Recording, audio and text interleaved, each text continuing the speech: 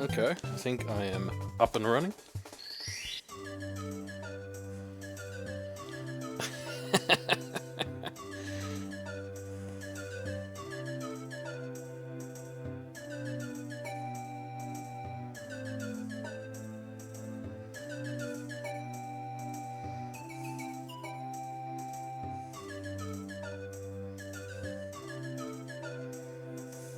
Okie dokie.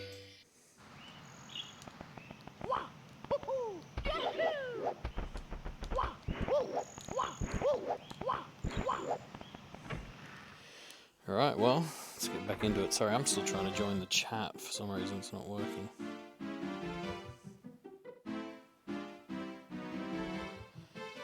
Come on.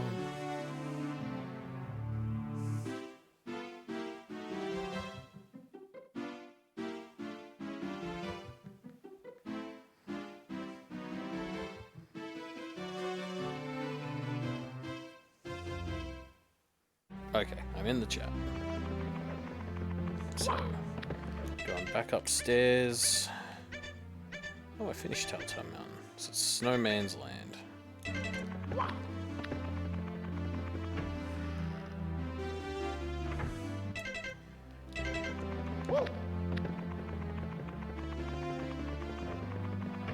Yeah, I had a couple of moments last night where I just sort of went into autopilot.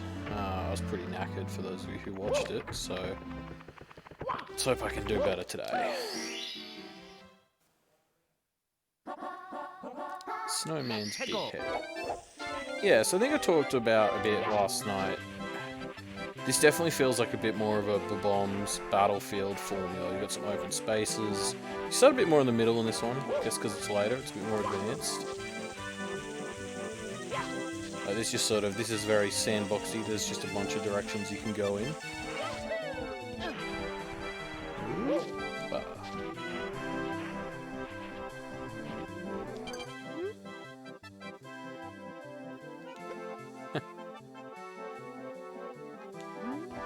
It's nice of the snowman to leave me that message.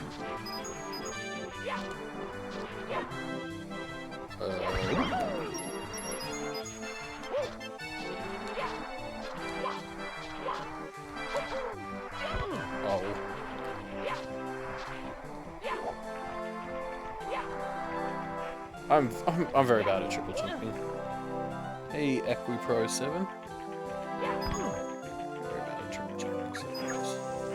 So, like much like the Bombs Battlefield, actually, this one has sort of lineared out once you got to the back there, hasn't it? Oh, I hate this camera. This is a fun little puzzle they include here. I think you're meant to actually try and stand behind the penguin. Like, I think that's the intended path, but I found this easier as a kid. It's too easy to just lose patience if I actually have to move a little bit.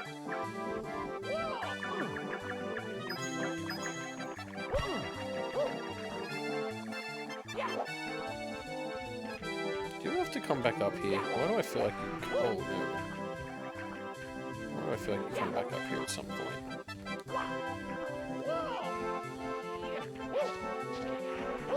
Oh, dear. That's unfortunate. I'm gonna get to that tree, because I don't know that I've been up there for years. What's in this tree?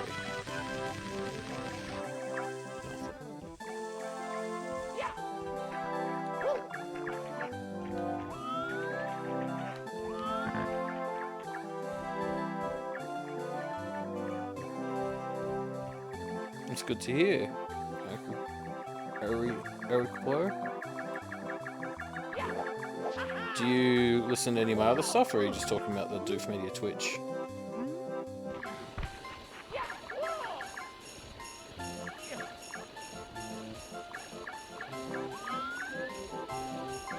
can probably make that jump there, but yeah, that's what speedrunners do.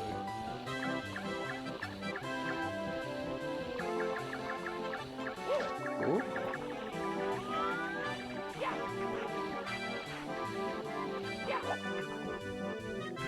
Oh, sometimes.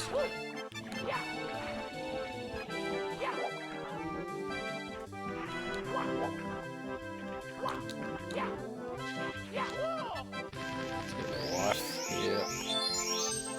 That's not worth the time I put into it. Here we go!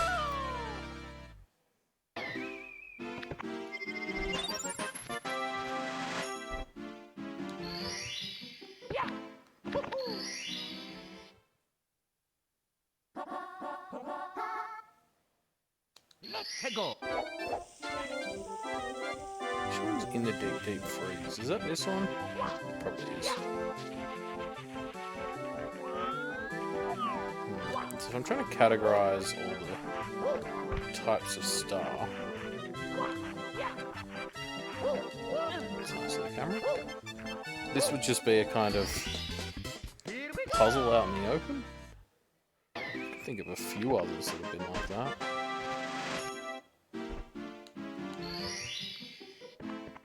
There's absolutely no reason you have to wait for that one to be the third that you get.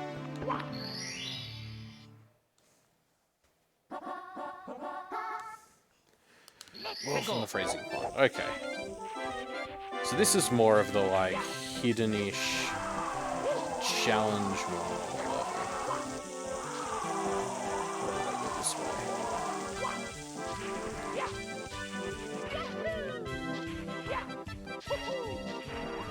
Let's skip over the blue being second to it. There's another one you can get before the first one.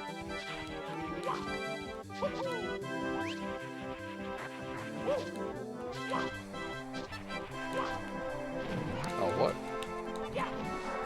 Oh, what?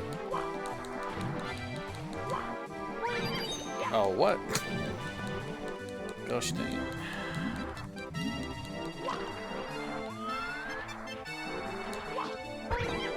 There is... Just the shell thing? Yeah.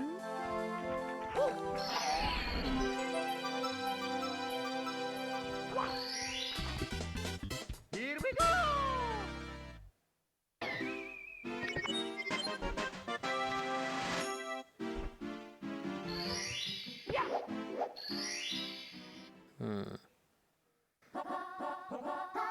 Let's go! And it's straight to the red coin one.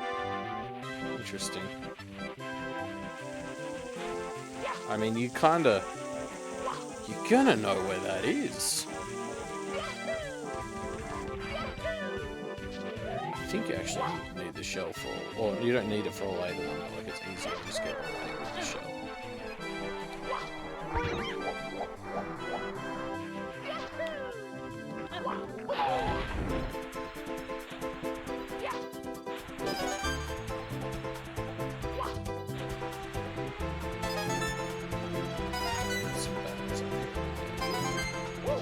So again, there's always that 4 split with the red coins.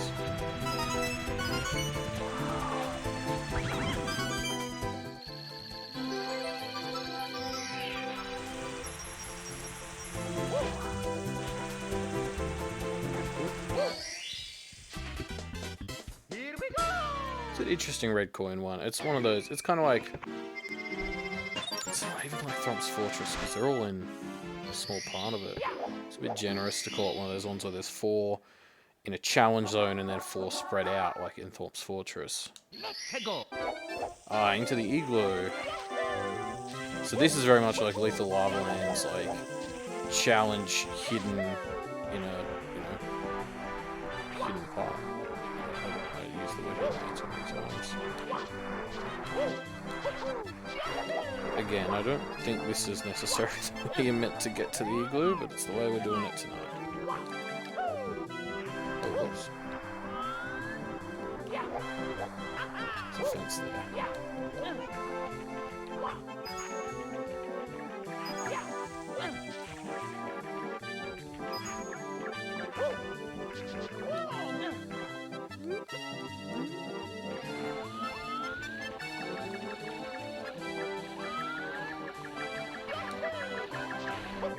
Oh. Okay, just do it the proper way. Pretty sure you need the shell for this. This is a very, like, you know, in the back half, this course is very sequential in a way. Like, it trains you to find this shell and then encourages you to use it for the remaining 2 stars. It's interesting. And we've just got a nice little challenge in here. Nothing to write home about.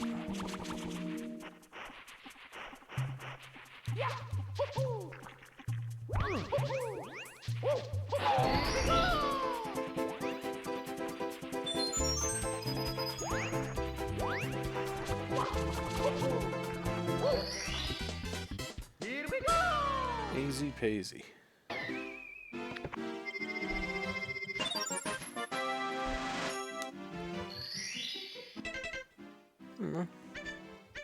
Pretty straightforward course. Course 13.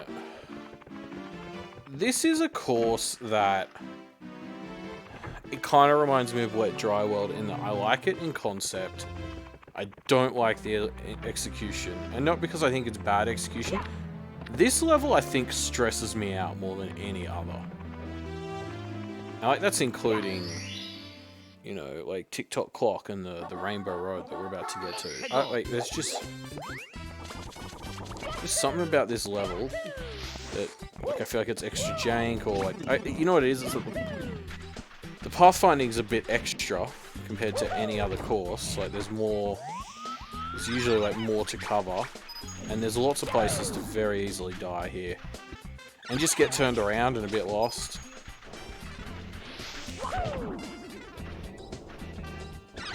Like, this is probably the map that has the most difficult navigation aspect.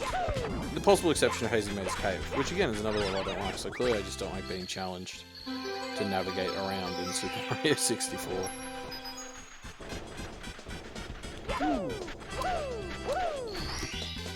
Here we go!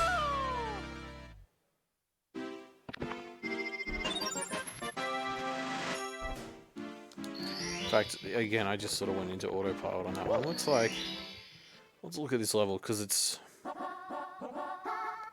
I mean, it's so different to all the others. Like, its layout is kind of in this, like, you know, like, hill-based structure I've talked about a bit, but it's quite different, and part of that is because keep in mind that you're not,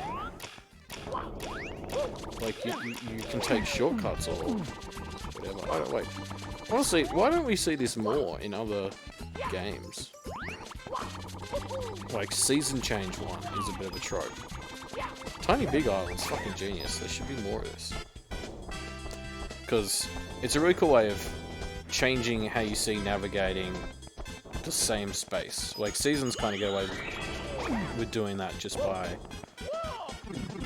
oh, you know, changing the slipperiness or whatever, but changing the size of it's way more fun.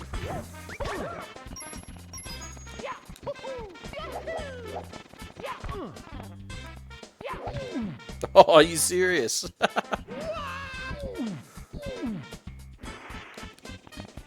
God damn it.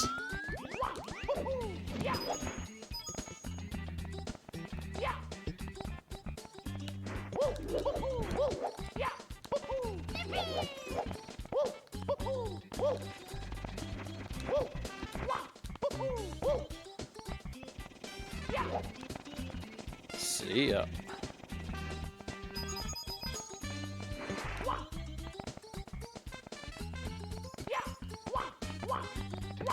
That's the start back there, but I do want to describe the view quickly.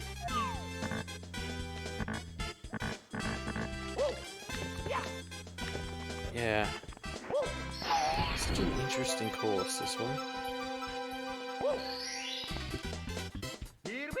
Like, it's quite impressive how, especially for a game back then, Mario 64 manages to both define and then really extend and play off of, like, a bit of a formula.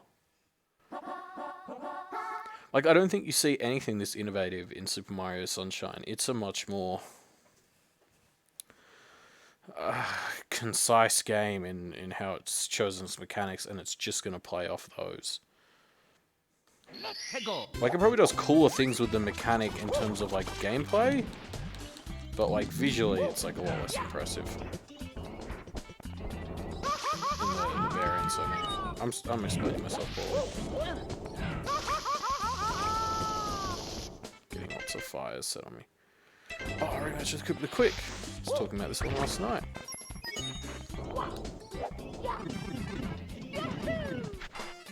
Oh, I don't want to get in that yet.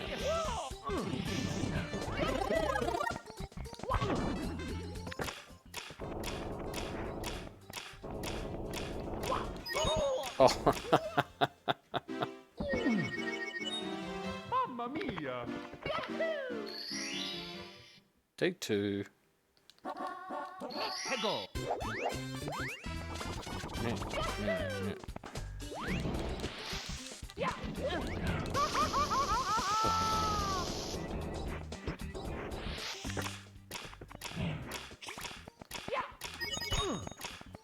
Okay, there we go.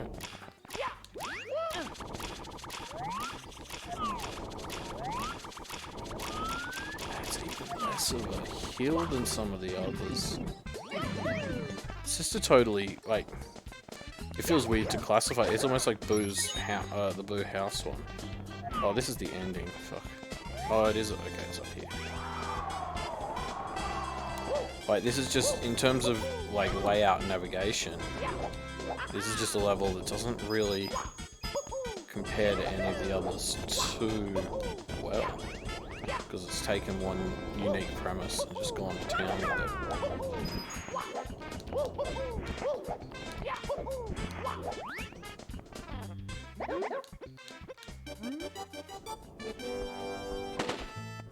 Oh, fuck off.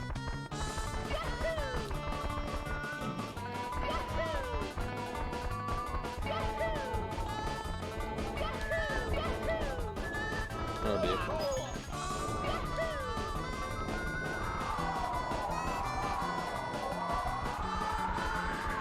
Yeah, honestly, like, I love that the newer games like Odyssey and even Sunshine have way more races.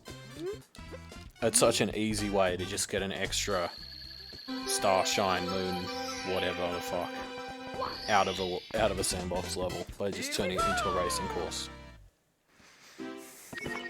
I think the Koopa ones in Odyssey do an even better job by setting you a bit more of a course.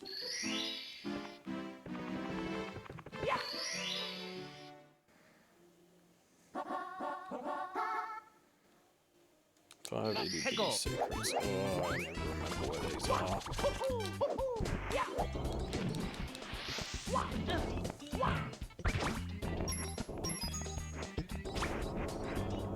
One's out on the island. Pretty sure. There's also a teleporting point, if I believe. If I remember correctly. Not a secret though. That's annoying.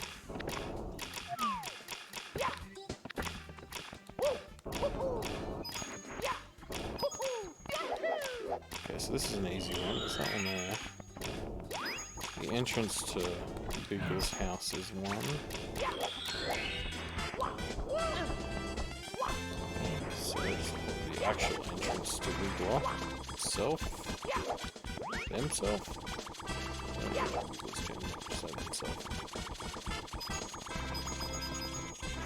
No, no, no, no, no, no. I find this island so fucking easy to die on. Oh, it's gotta be one. I should chat to you one. Oh, don't do this to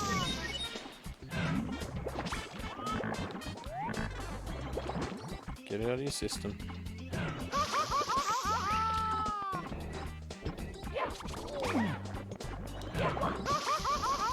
Fuck. I knew it. I told you I was gonna die there. Shit, we lost all our lives from last night. Is the other side of this thing one of them? It might be.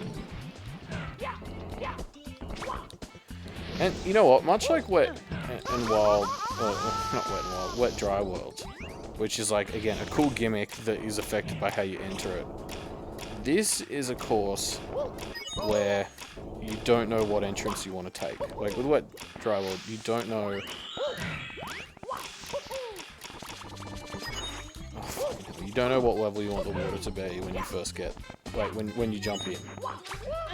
And with this one, it's the same. There's like so many instances where you hop in, and you're like, oh fuck, I need to like immediately hop back out. It's kind of silly.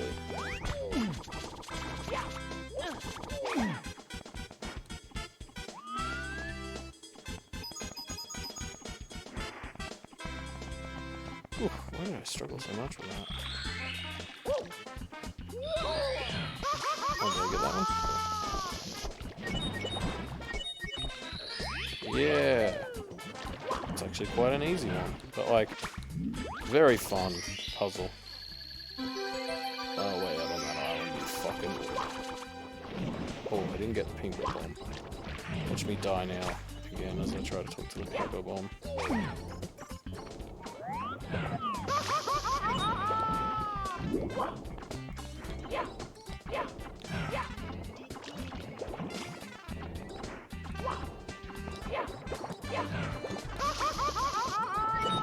Why can't I talk to this pink bomb? Does it actually drive me nuts?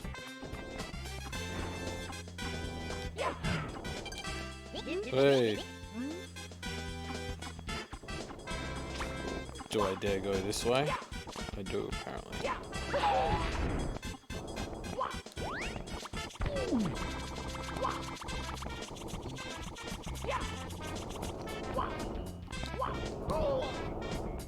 Screw you! Oh, dude.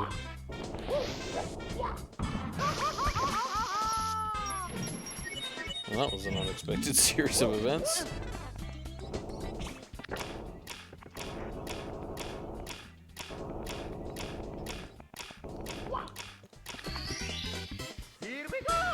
Oh, yeah, I find this level so stressful. I come so close to dying. It's very small and slippery.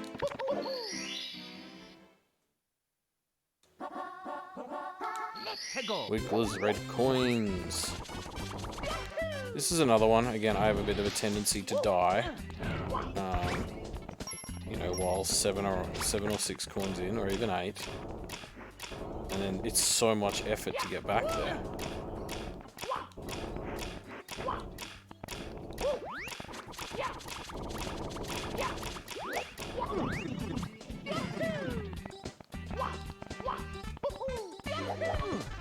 Yeah. Just look at this level structurally, like it's just so different to all the others.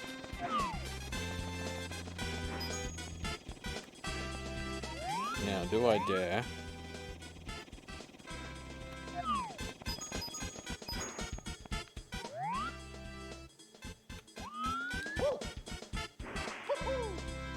No, I don't know what I expected. Give me your shell.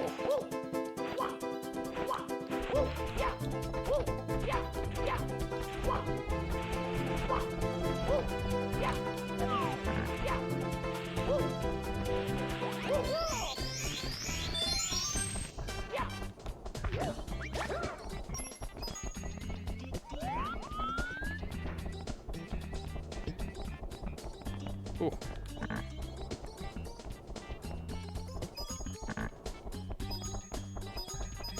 Hey, Coop. Oh no! Oh, are you serious right now? Fuck.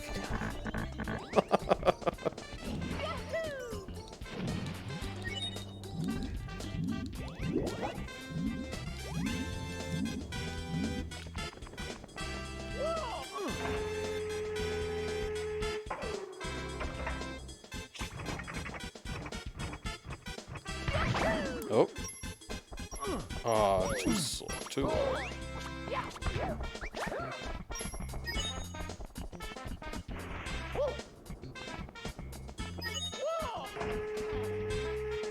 Okay, take a two. Oh, is that too high? Stop. Oh. Just too worried about not falling off the other side.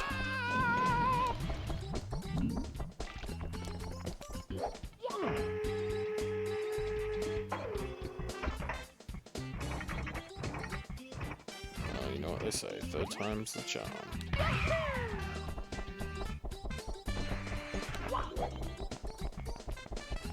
Let's hope when it comes to this thing though, second time's the charm.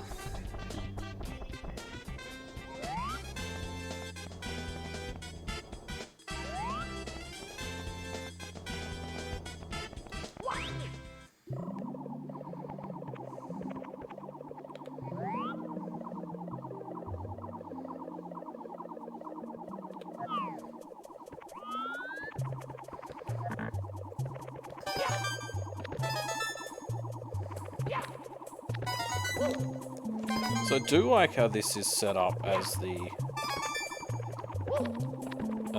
fifth this jump.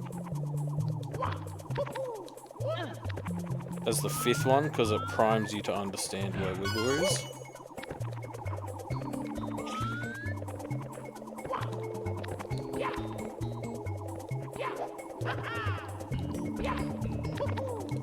Can you monkey bar across this stuff? Yeah, sweet. I know this is slow as hell, but it's safer.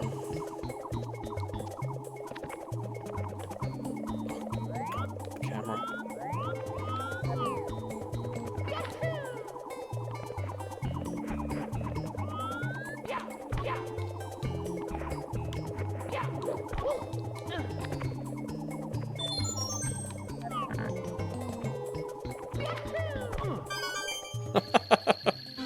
All according to my speedrun strat plans. Here we go! So I think this last, like, boss fight star in this level is very well designed. Because... I mean, well, yeah. Because I think you're gonna find that cave, probably, before you find your way into Wiggler's den. Or maybe not, I mean, either way, I suppose. But this, like... Ooh. I think the puzzle here is very cool. You Goombas, I hate you.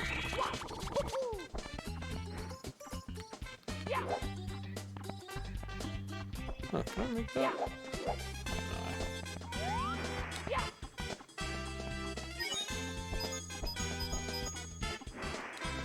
No. Oh, no, don't do this to me.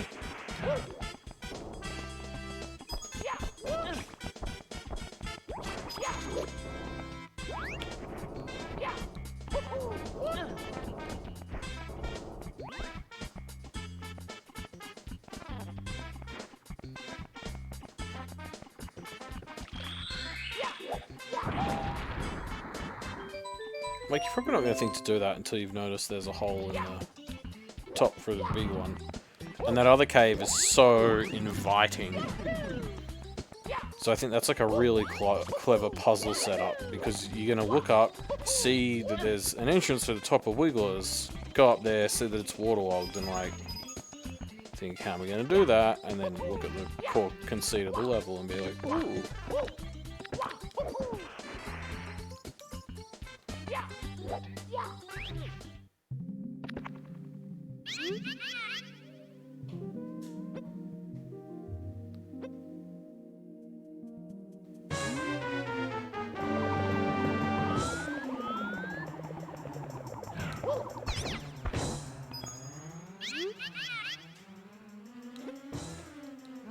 Man, I'm totally the bad guy in this situation.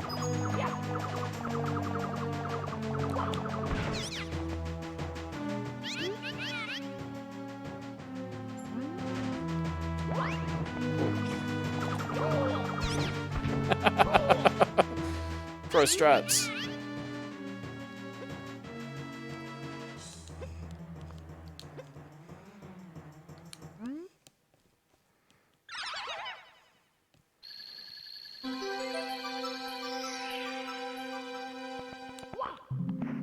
Nope. See you, Wiggle. Here we go!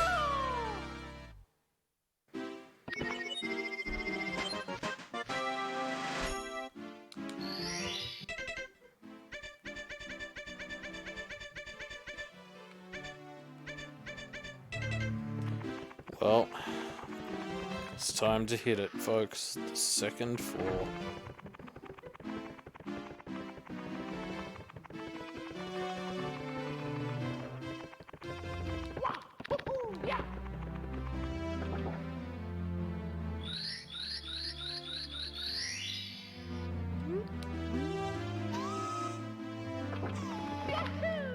This guy give me a star. How many secret stars am I missing? 3. There's 15, I'm pretty sure. Because what? There's 15 courses. 15 times 7 is... what, 105? Yeah, so there should be 15. So, yeah, I'm on track to get them all.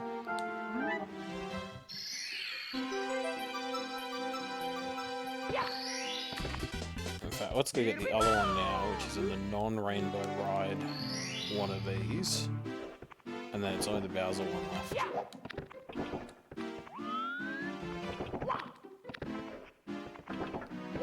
this one.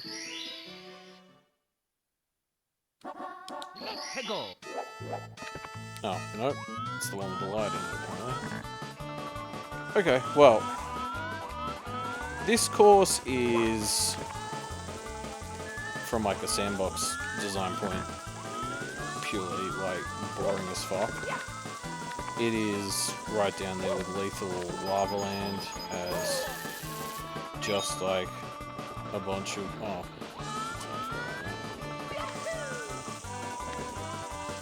it's just a bunch of like boring linear challenges that cross over a little bit.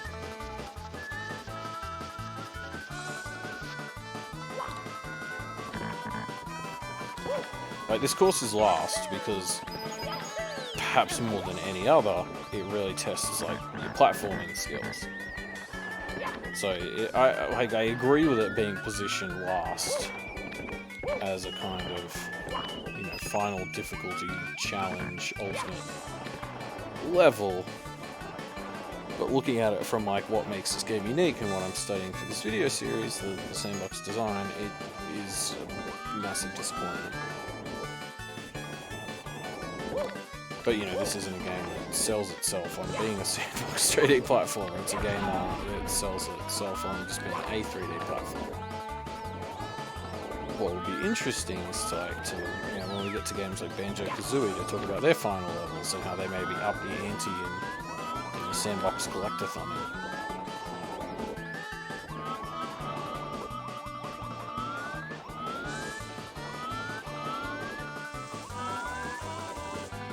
It's probably something we could even talk about. Like, I mean, depending on exactly your definition of collectathon, I don't know if this game would necessarily qualify. I suppose this isn't a game that necessarily rewards you as explicitly and as constantly for exploring. Like, you know, you look at like modern games, like, you know, Super Mario Odyssey is obviously a very relevant example. It's like there's shit crammed into every corner in that game. That's just not the case here. Here we go!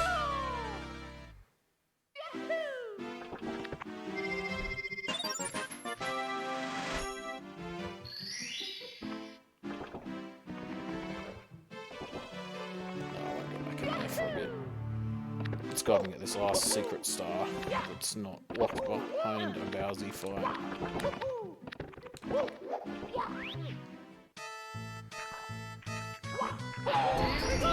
Simple challenge room.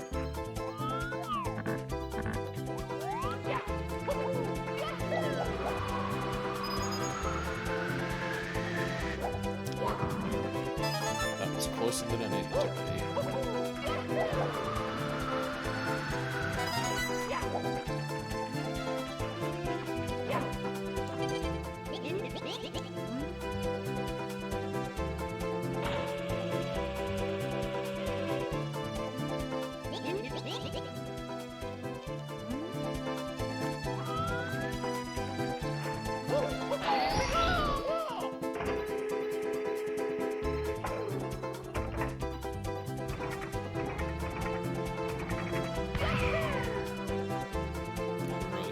attention to where I've been as much as I probably should have. Is there two up here?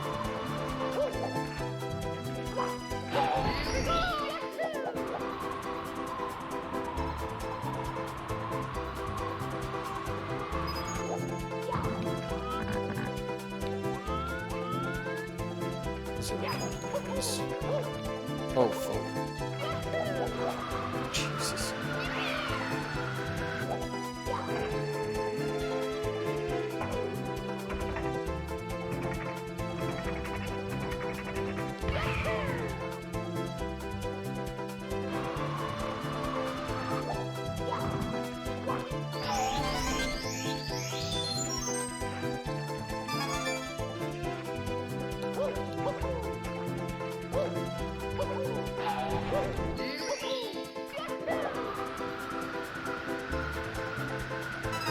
I like that one. That's a nice, tricky one. It took me ages to find as a kid.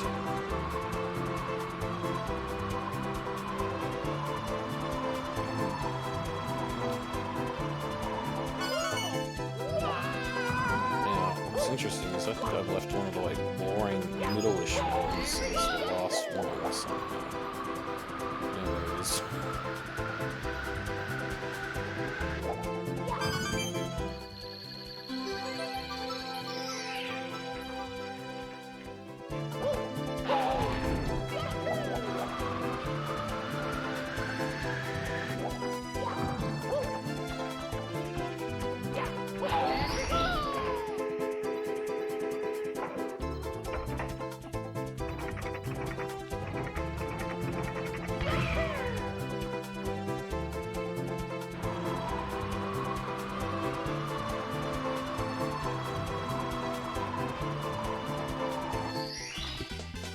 Here we go!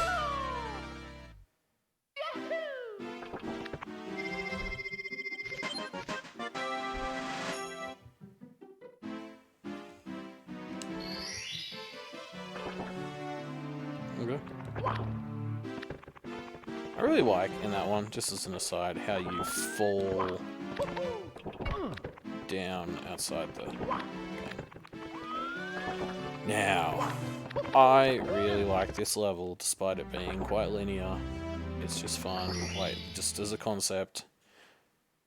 Again, I'm surprised we don't just see people kind of straight up copy the idea of, like, time being affected by your entrance to the level. Just even, like, cool, varied entrances to the level. Give me 1 second.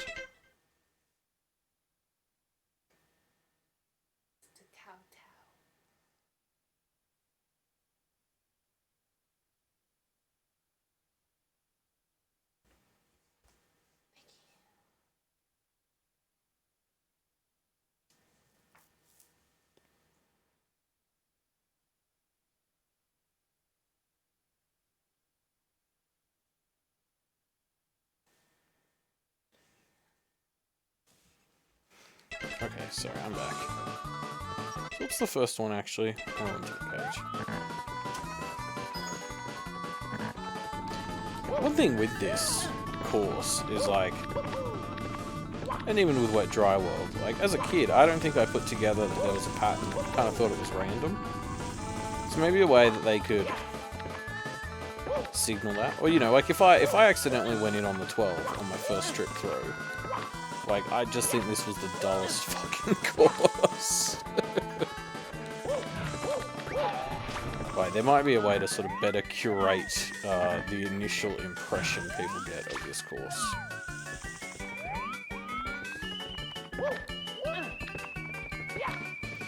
I also think, this is a lot easier said than done, but there's only a tiny handful of parts to this course that are harder / impossible without the things moving. Like, I think they could have done a much more interesting job of, like, you know, making the course feel completely different depending on what, you know, or how easy it is to get certain parts of it with different speeds. At the moment, I only ever kind of do normal speed and frozen. Oh, what's the cage? What's this one? Here we go! again, from a Sandbox design standpoint, not a hugely interesting course. Let's go. Like, quite linear. It actually kind of compares to, Turtle Mountain. Where it's just kind of like linear with some branching paths. But again, like the back half of this game, especially this second floor, really just turns into the, like, you know, tough platforming floor. Whoa. Yeah, it's not always reliable enough to pull off. I think a big problem I have with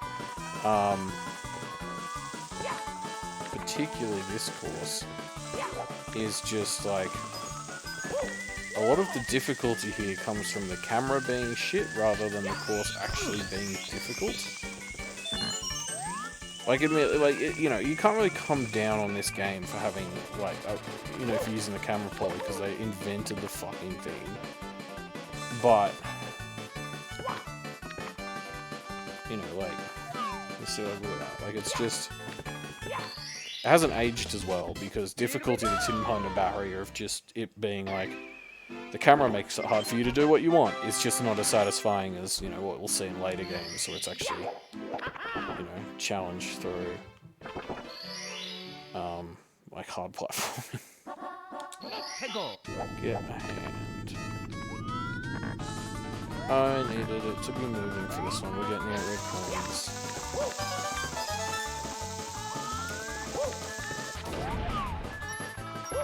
Right, it's going to be so interesting playing Super Mario Sunshine after this, which is a game that kind of deliberately stepped into the Sandbox formula, rather than sort of accidentally inventing it. Because, like, this game has so many levels like this, where it's just kind of like, oh shit, I don't know what to do. Oh, seriously. It's not that they didn't know what to do, it's just that they were experimenting with all the levels. That's how I summarize this game. It's like experimentative. That makes sense. It's the first like proper 3D platformer, kind of.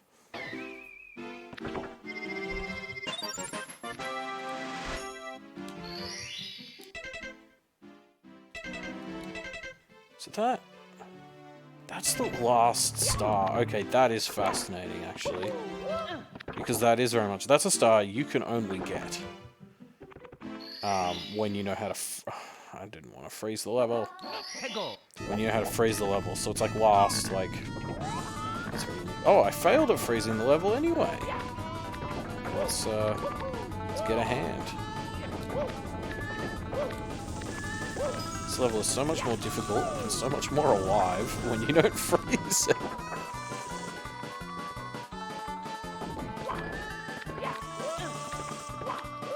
Same as, you know, the other two courses I've talked about. I just think there were maybe cool things they could have done to have how you enter the thing you affect it, to make it feel, you know, less like you stumble onto it and more like you've actually like pieced something together. Whew. I wish I'd done the faster mode.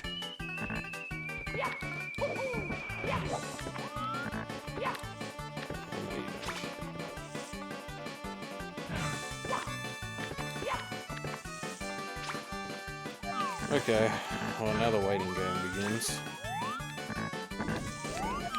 See, this camera is such dog shit.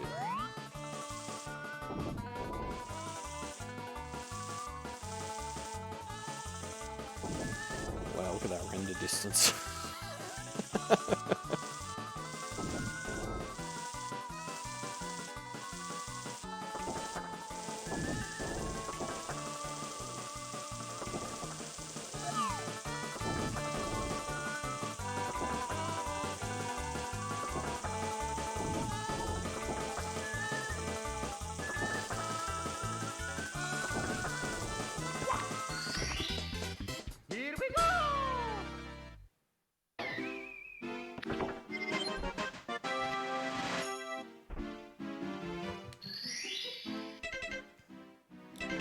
Interesting. I don't quite fully grok the rules for how this works.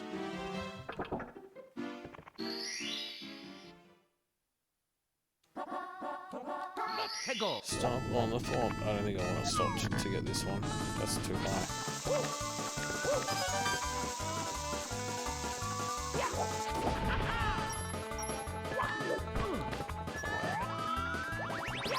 Series of failures right there.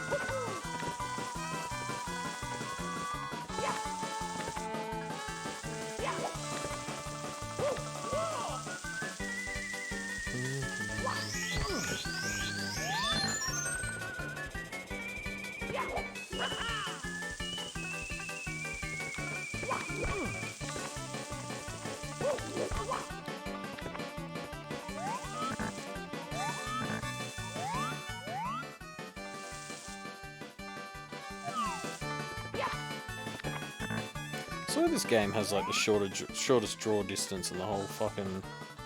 So this level is the shortest draw distance in the whole fucking game.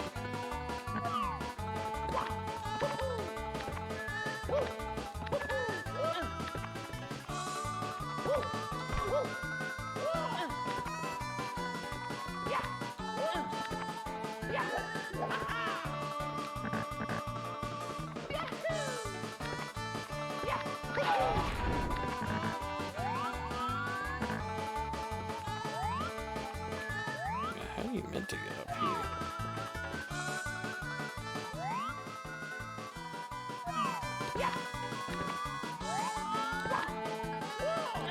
Oh, from that cage there, I see.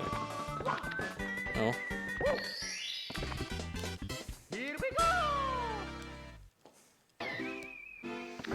Oh, I probably don't need to be getting some of this stuff.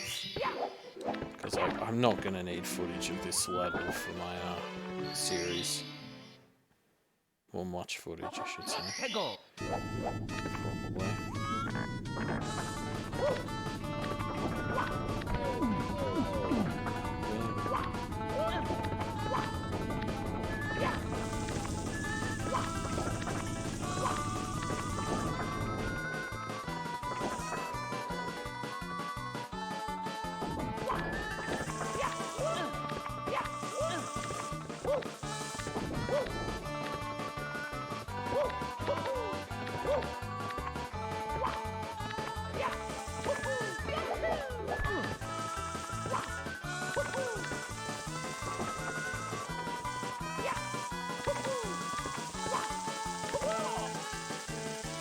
I don't know why I always play this course in still mode. Like, it's easier, but like, this is a lot more fun.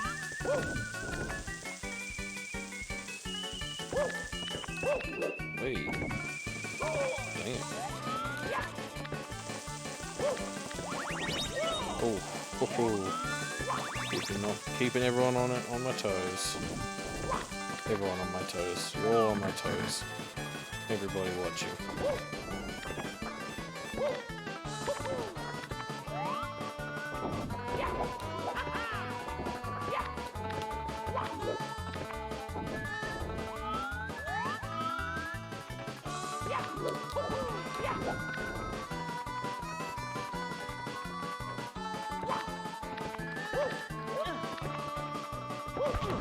Ah.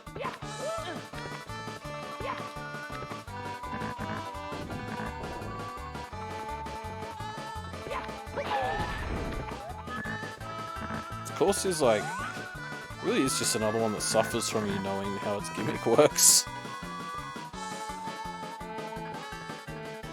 Because I look at what should be a bunch of cool platforming challenges, and instead of appreciating them, I just kind of look at them as like, well, this is easier when it's not running.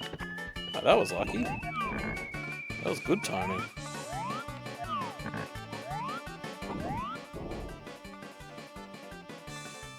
Yeah, wow. So this is like, this one bit here is basically where you need to have the clock running to get right to the top of it. And I really like that because otherwise I would have just done it with the clock stopped, and that's boring, and I was optimizing the fun out of the game for myself.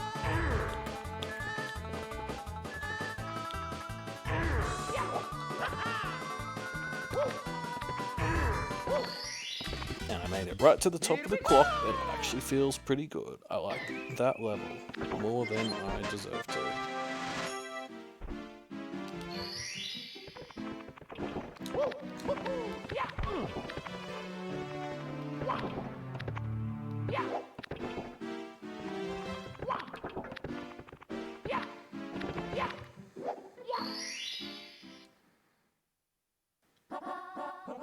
Let's go.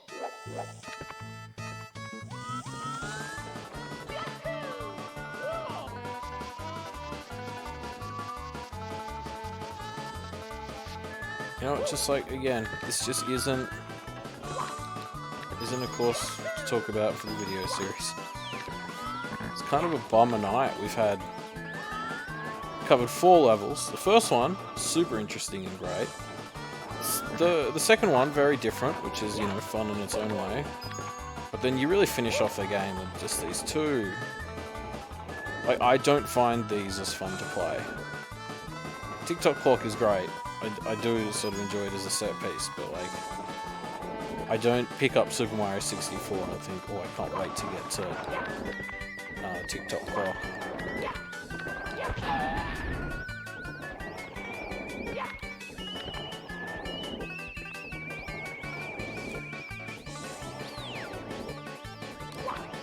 Kind of follow the narrative this level setting up for you with the initial thing. Like, these first 2 are kind of interchangeable. Whoop. Well, as in, like, you know, you could pick left or right, like, you get to pick a path. And they're just the first 2 stars, which is fine, except, you know, when you've played the game 100 times, and then you're suddenly like, okay, I've got to just redo everything I just did to get to the second path. That's why there's a bit of a feeling in parts of Mario 64 of the Sandbox design was filler because they wanted to have like a long enough game for 120 stars, but they didn't have that many levels.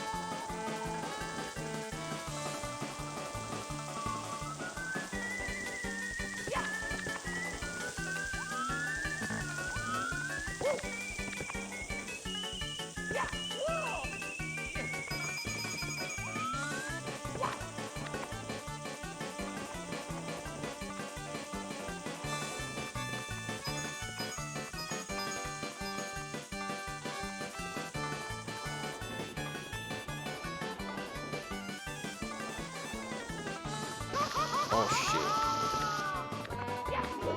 No. No. No.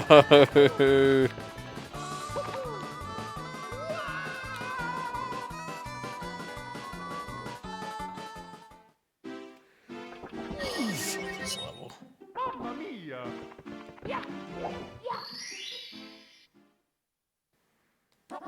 Let's go.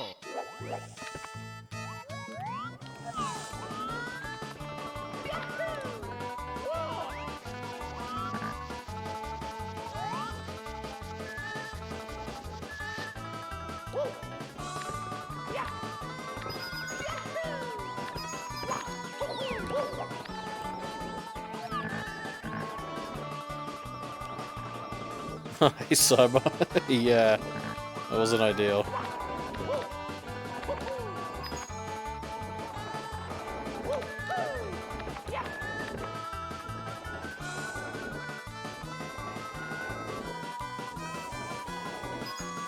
It was pretty stupid of me to just confidently stand there and assume the fireplace wouldn't get me. Lesson learned.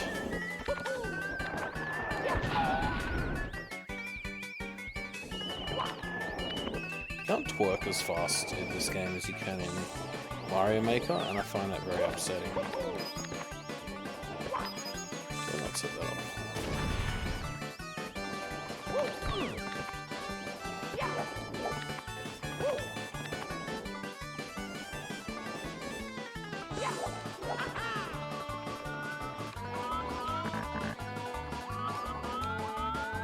I always felt that should have been a star. Just looks like a star.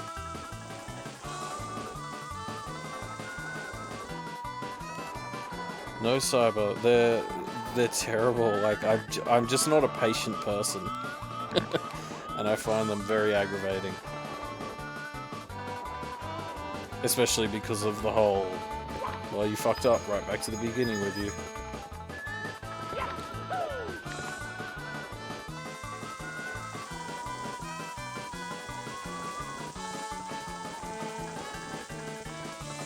This is how I feel right now.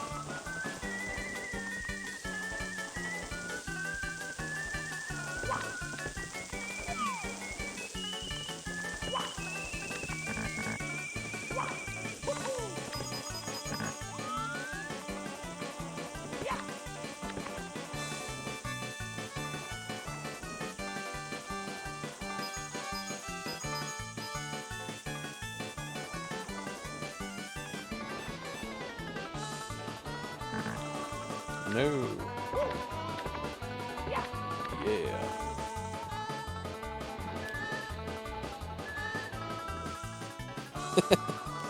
Yeah, exactly. And it's like, the worst thing about it is you know it's your own dumb fault.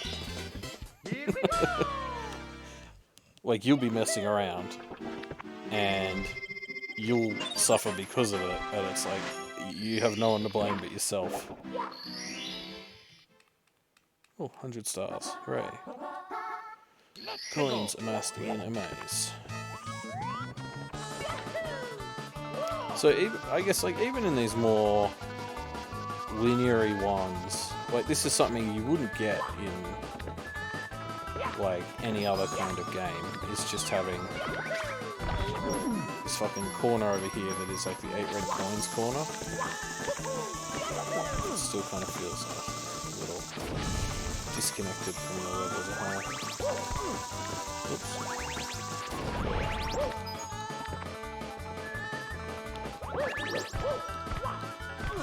Oh. I don't know what it is about Mario games, but I can't wall jump in any of them. It's just like, it's like a blank spot in my brain where the wall jumping bit's meant to be.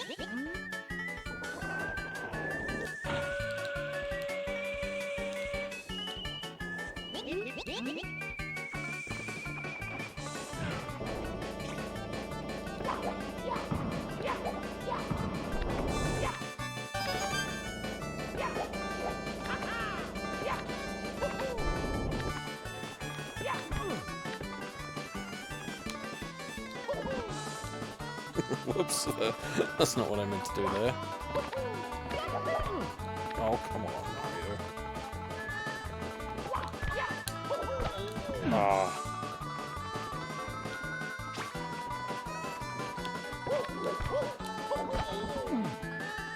Shenanigans. Oh, okay. This has become a matter of pride now. Fucking roof.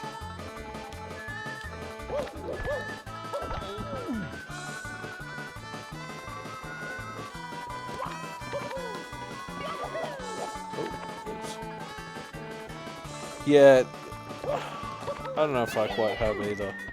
Okay, I just don't think that's the way I'm meant to be doing that.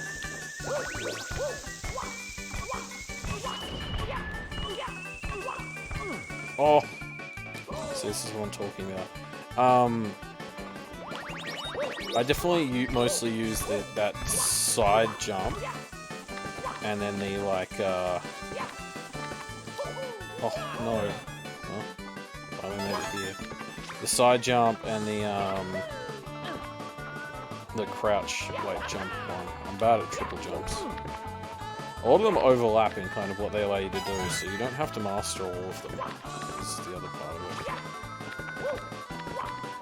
Like, really, unless you're in speedrun town, there's not too many instances where, like, a triple jump is absolutely necessary. Oh.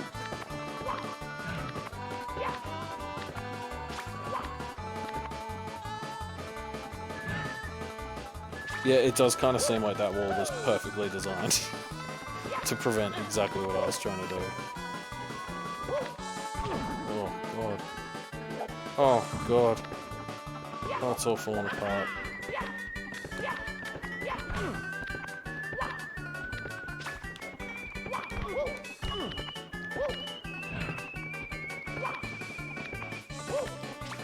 I wall jumped off this so easily the first time. There we go.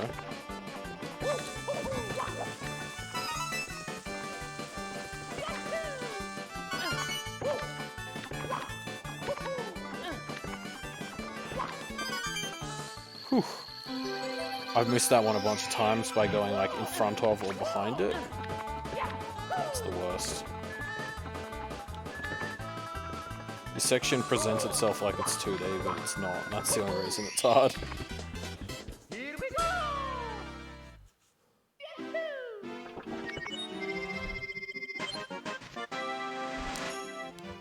Yes, exactly, but like this jump gets you as high as the triple jump. Like in pretty much every situation. And the triple jump just requires like a bit more effort because you have to keep the momentum in the one direction the whole time. And like just the slightest misstep on something like completely breaks it. Let's go! Which one's swinging in the breeze? Am I going over here now? Oh, come on.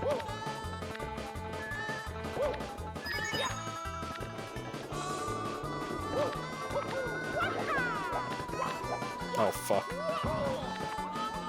That's not the B button. Yeah, exactly. It's much easier to do. Pretty much gets you the same height.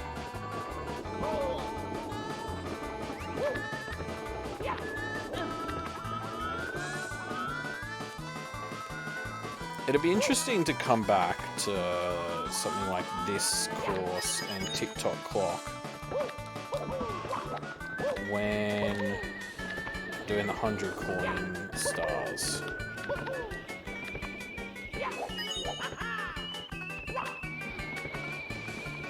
See how they sort of fit together as sandboxy type levels a bit better.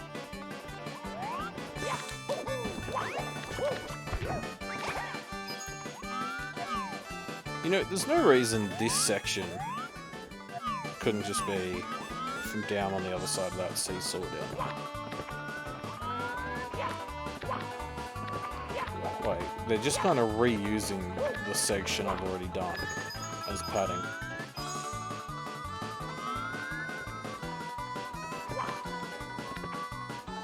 It's a very artificial difficulty.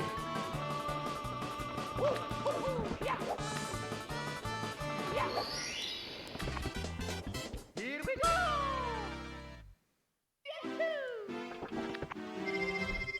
That was swinging in the breeze. There you go.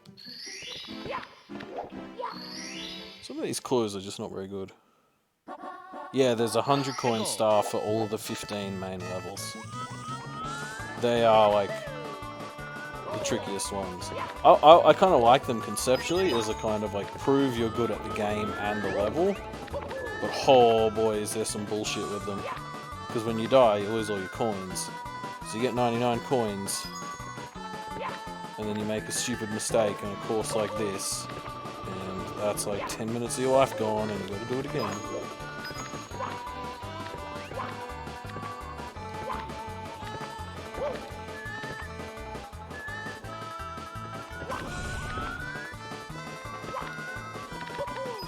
Which star am I even meant to be after? Because I just decided I was going for this one after I did Swing in the Breeze.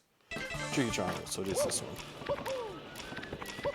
I feel like the whole point of this star is somebody was fucking around in their sandbox and made these things that invert, and then they were like, where can we use these? And then they figured out they were kind of bullshit to platform on, so they stuck it at the end. Here we go! Oh, sorry, you said is there not 100 coin star for each level? There is for the main 15.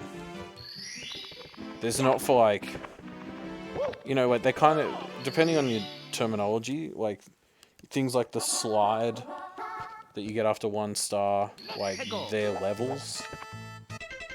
Wait, these are courses, I suppose, if we need to have a term to specifically differentiate the two.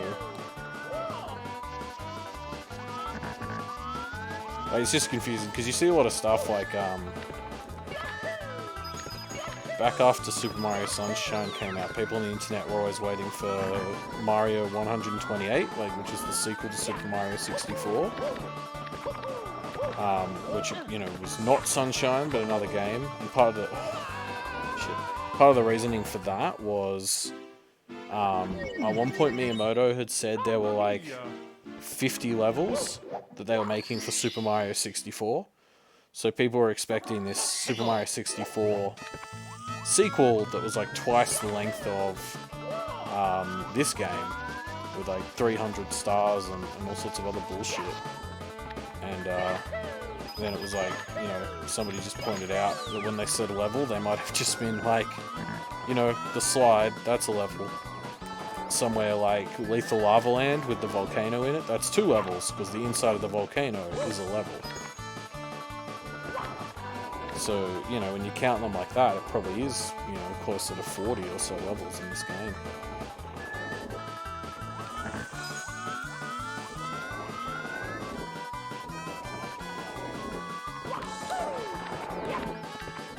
Pretty sure I'm going the right way for this star, but I'm not 100% sure, to be honest.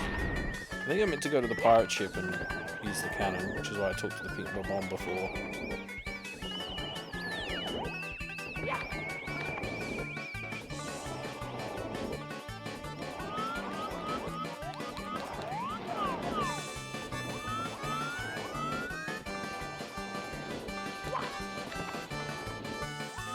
I just thought the blue fire there was so cool as a kid.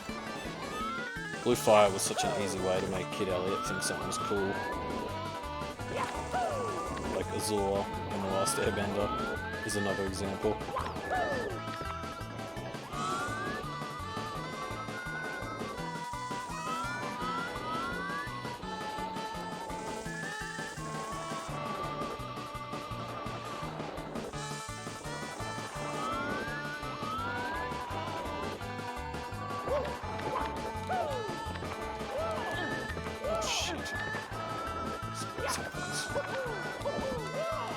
Oh, saved it.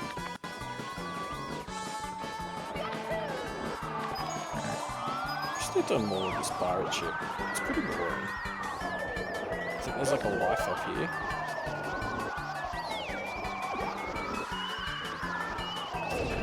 Like, honestly, this is where the star should have been. Lakitu fucked off.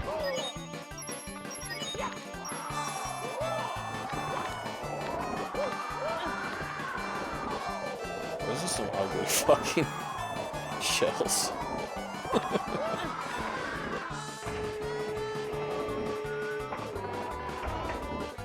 Oh, that's amazing, Cyber. That's such a fun thing to get to share with people for the first time.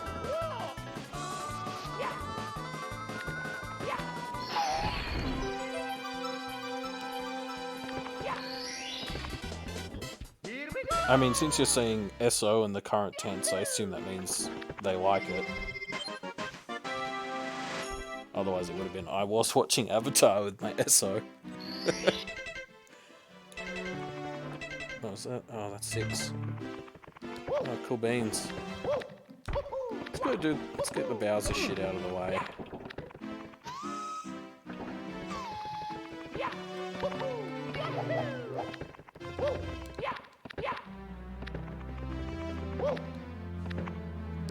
Why have this be a pit when you've got a cool fucking painting right here in a game where the whole point is that I jump through paintings? Weird. I suppose all the Bowser entrances are pits, actually. So it's kind of on brand. It's like going down to visit the devil type stuff.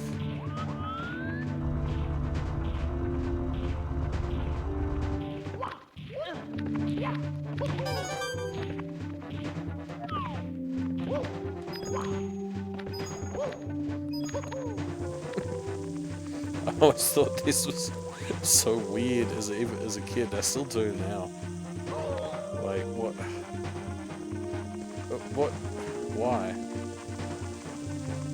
It's like somebody got into this level and well, the person who got put in charge of designing this level has just been fucking around with the setting in the code that affects when you start to slide down stuff, and then you started messing with it.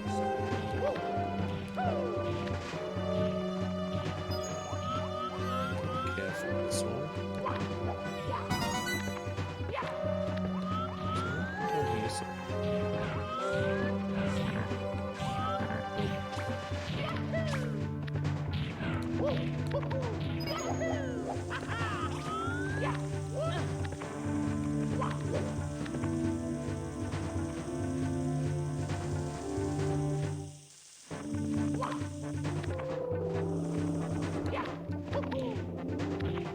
What do you mean by shepherd's tone? I feel like that's a typo, but I can't think what it would be a typo of.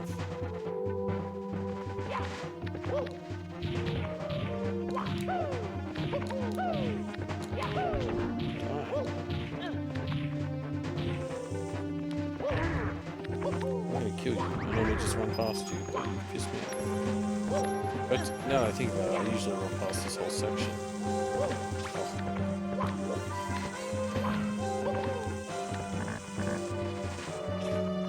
Yeah, you can jump straight up here from down there.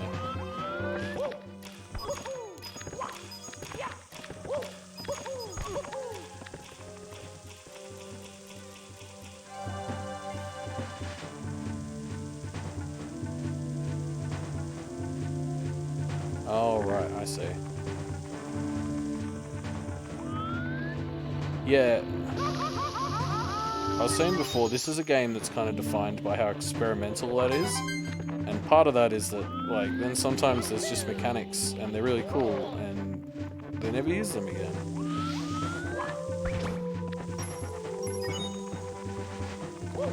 A lot of the mechanics in this also come from the most recent levels. Like, this is a bit of a magic carpet. We're about to get to, like, some of the swings and stuff from level 15 as well. There's a tiny bit of each of the levels between Second Bowser and this one in each segment.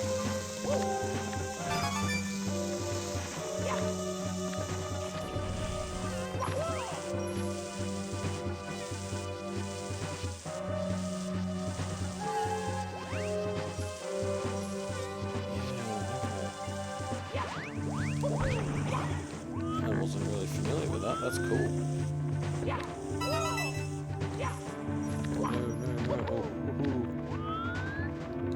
What? I feel like I've missed one of the red coins.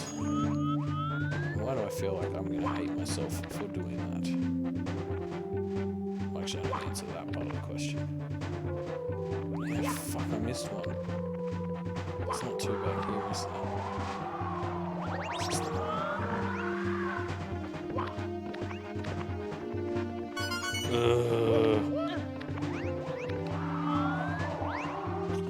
These aren't even courses where it's easy to go backwards either.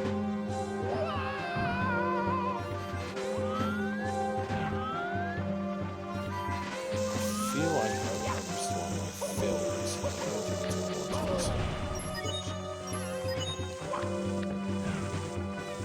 Another one there.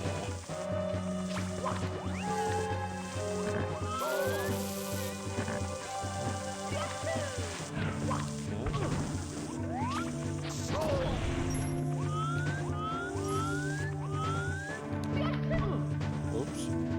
Oh, we're going the long way down. Oh. Easy.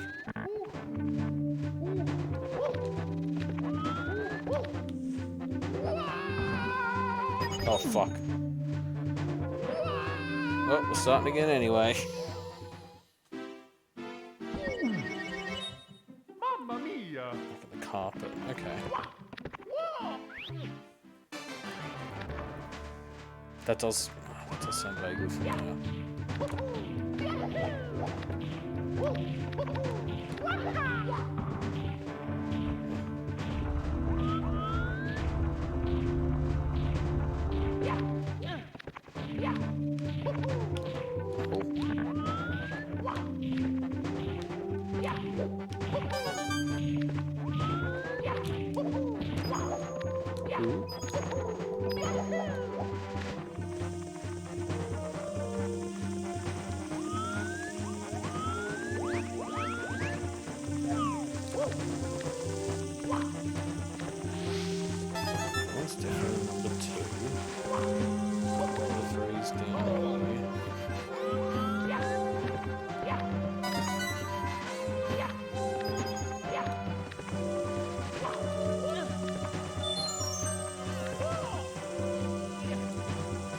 can't see anything.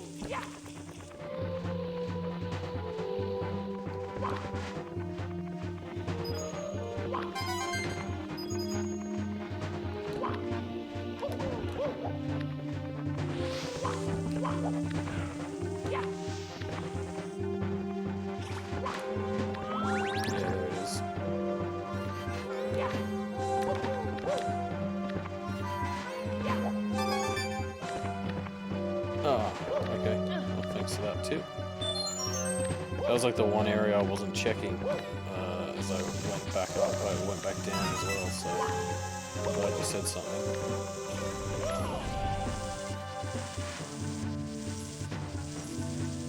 It's not just your phone app. Like I'm noticing a bit of delay on my end as well. I think my internet's a bit spotty tonight.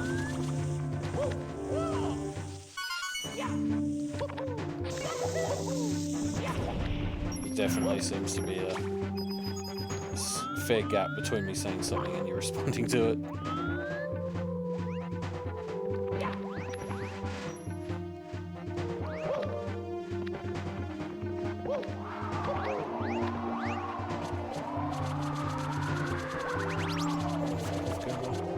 There's a bit of a cool like temple vibe to this ending here.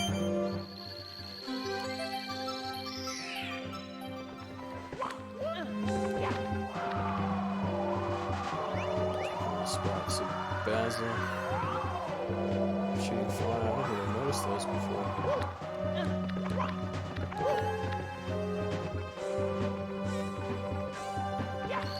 Hey. Here we go! Yeah, okay. I just saw you say that you heard me call out the gap.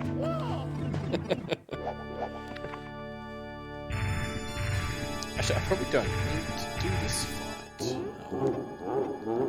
I always love the fucking, like, church glass lighting on Bowser in this. I don't think that's what it's like meant to be, but that's how I've always thought of it. That's what this is. Oh, jeez.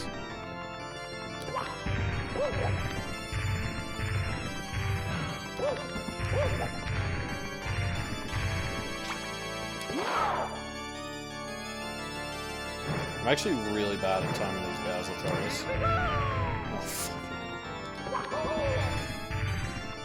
And so I've actually always found this to be quite a hard last boss.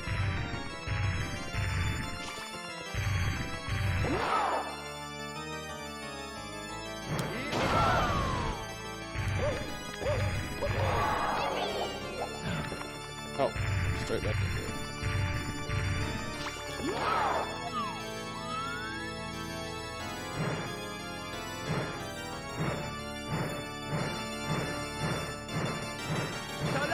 Far out, I'm terrible.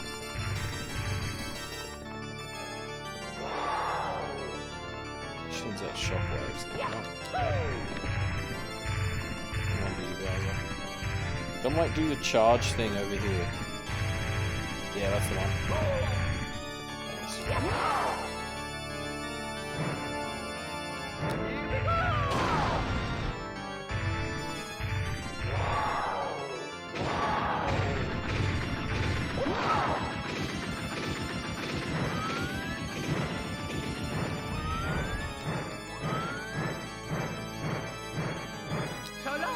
Oh, come on.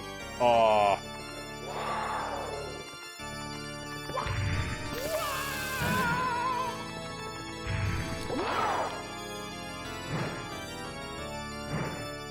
I just stole that move for a second. Oh! Oh no! I didn't know about those blue ones. Yeah, I'd never heard that. Like, I didn't hear that Bowser thing until like somebody said it on the internet, like you know, 20 years after I started playing the game, and it was like now I can't unhear it. That person ruined my life. Okay, getting better. Oh, that's not the way I expected him to turn. I'm just gonna get it from twirling.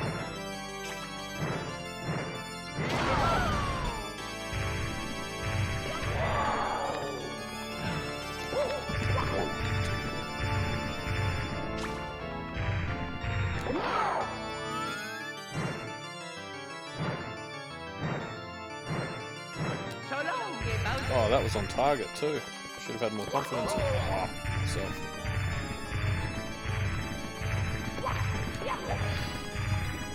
Shoot fire or something.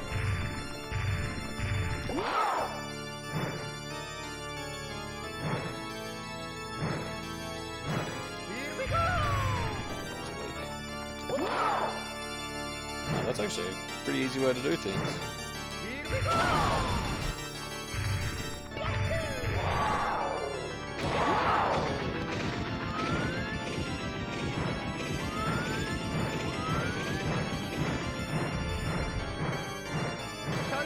Ah, so close.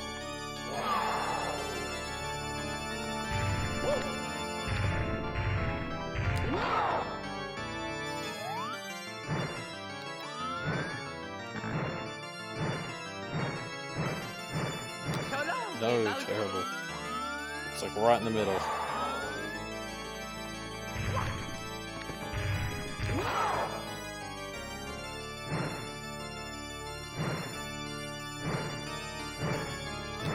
Oh, shit.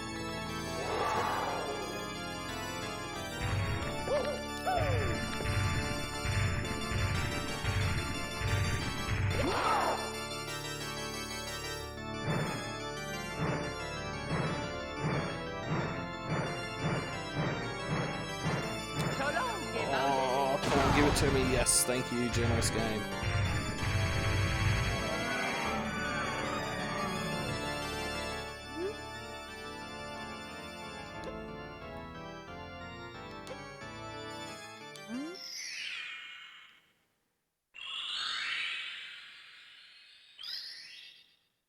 Oh god, it's not just me.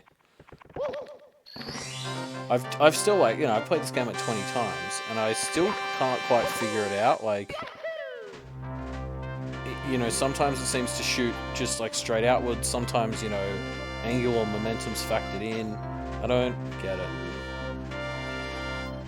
Like, I think it's just me being bad at the timing of it, but yeah.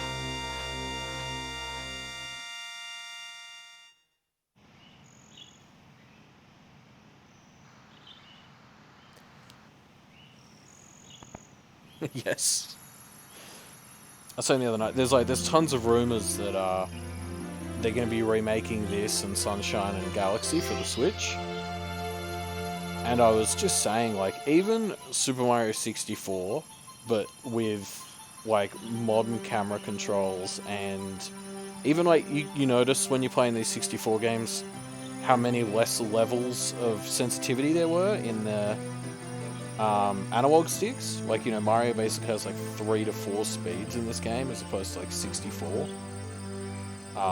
So like even just Mario 64 as it was, but with a new new analog stick and proper camera controls, it's going to be a completely different game.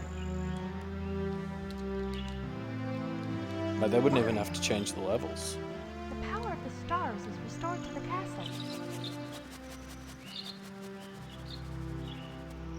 And it's all thanks to you. Thank you, Mario. We have to do something special for you. Ah, the old kiss on the nose. A classic move. Here we go! Listen, everybody. Let's bake a delicious The credit song to this game is a banger, though. for Mario. Yeah, Sunshine is one of those games where I go around saying it's one of the best I've ever played. I don't think I've played it since I was like 14. It's next after Super Mario 64 for this Sandbox series, and I'm so nervous.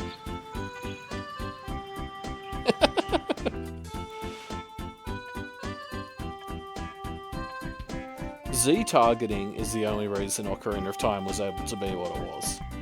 Without Z-targeting, that game would have been an absolute fucking nightmare. And I mean, you know, the fact that we still use modern Z-targeting stuff in games shows how fucking brilliant it was, because even with good controls, it's still great, but without it, like 3D Zelda just wouldn't have been a shadow of what it turned out to be.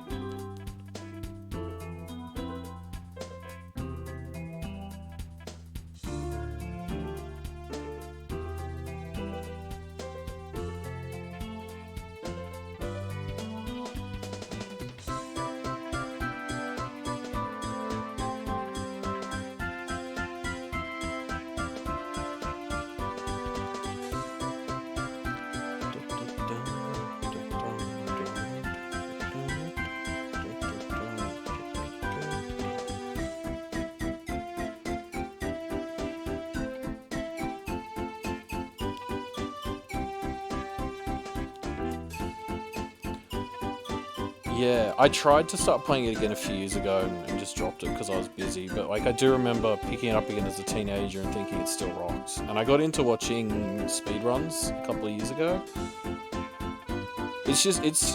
I kind of enjoy what a rough game Sunshine is.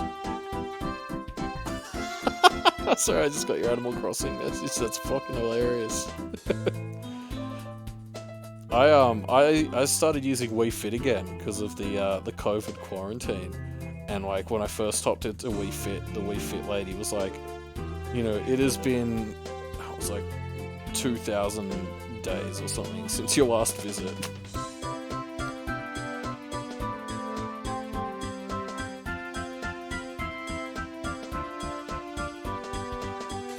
But yeah, what I'll say about Sunshine as well. That is like, I kind of enjoy how Sunshine is just such a shitty game in some aspects. Like the pachinko machine is horse shit, and that's just like an endearing extra like fact. Hey Gooven, how's it going?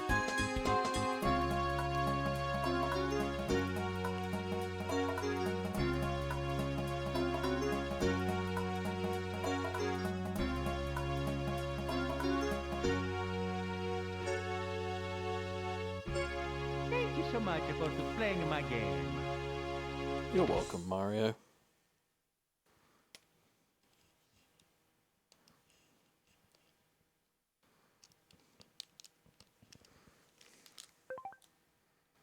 I don't think there's anything to do here but this now. Well, yeah, except I am going to go back in now and It's me, Mario. it is time to get these 100 coin stars. I still have an hour before my bedtime, so that's about how we can do it.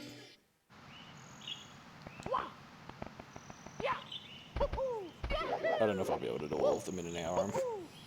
Now that I've said that.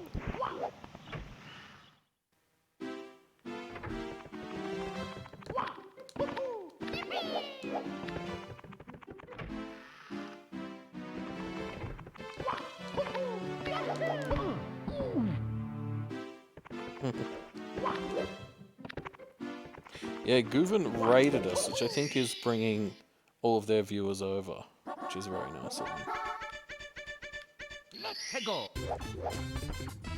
Cheers. Oh, okay, let's get into this. Coins, coins, coins.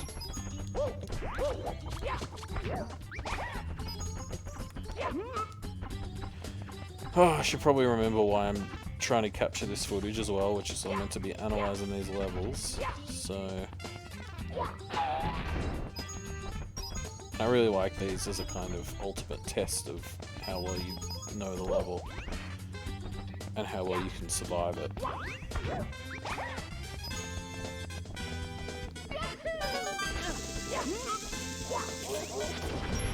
I'm playing on the Wii U Virtual Console.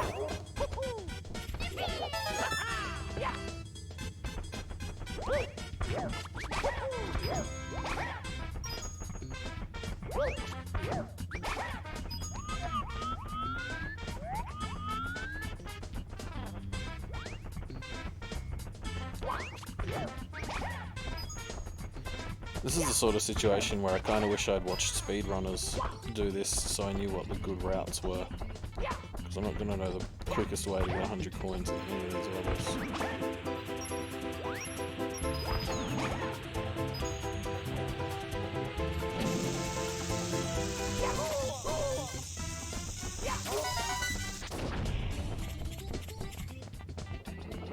Hopefully we won't reach the stage where I need to go like get all those bombs down there.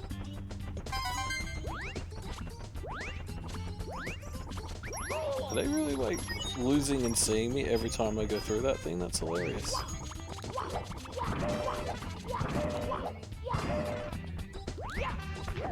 thought there were coins when you stomped on those.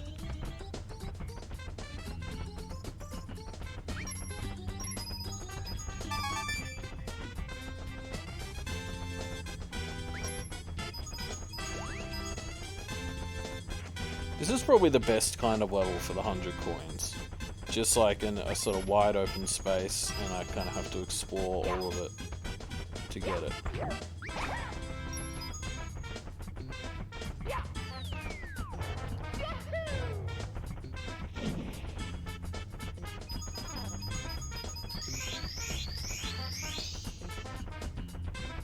Cool.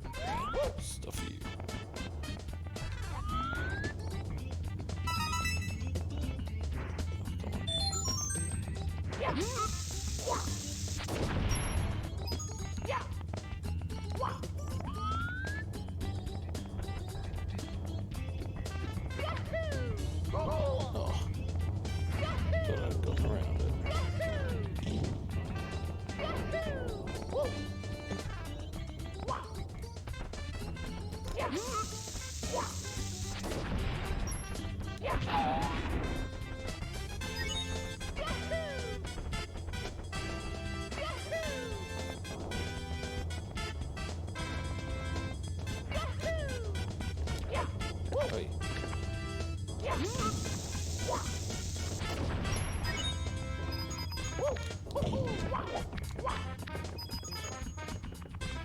Okay, getting there. I'm gonna try and just get exactly 100 coins.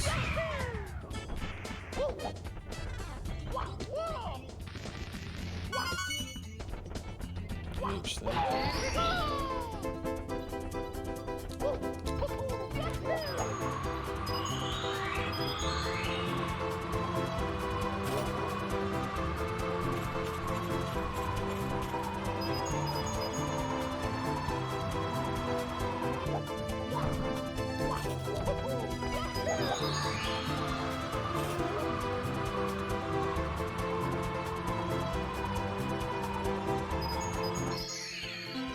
Yay. Here we go!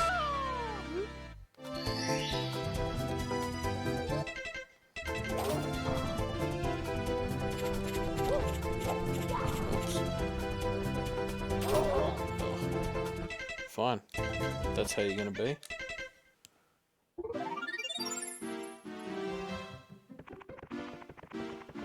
What's next? Swampy's Fortress.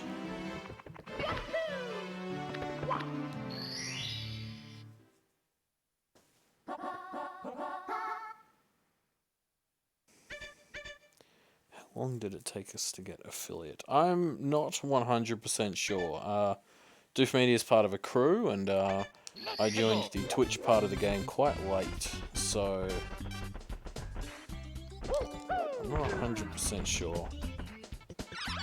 We definitely, I think a huge part of it though was, or they got us close to partner, was we did a big charity live stream at one point. but we sort of had an existing audience from outside of Twitch, which made it a bit easier for us to get affiliate.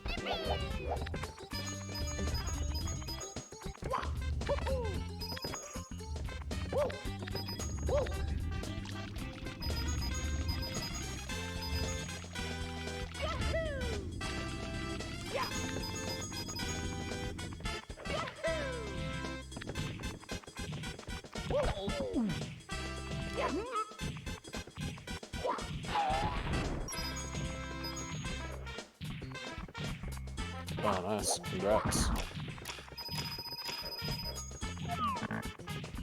Might try and stop by sometime.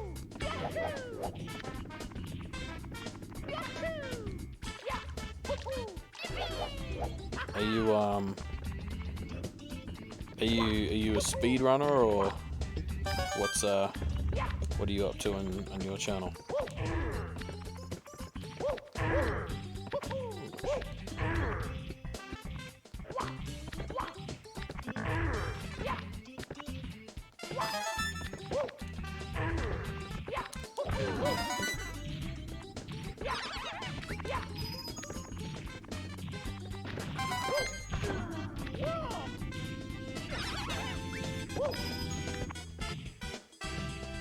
Oh, nice. Oh, for the first time. Oh, that's exciting. Where are you up to?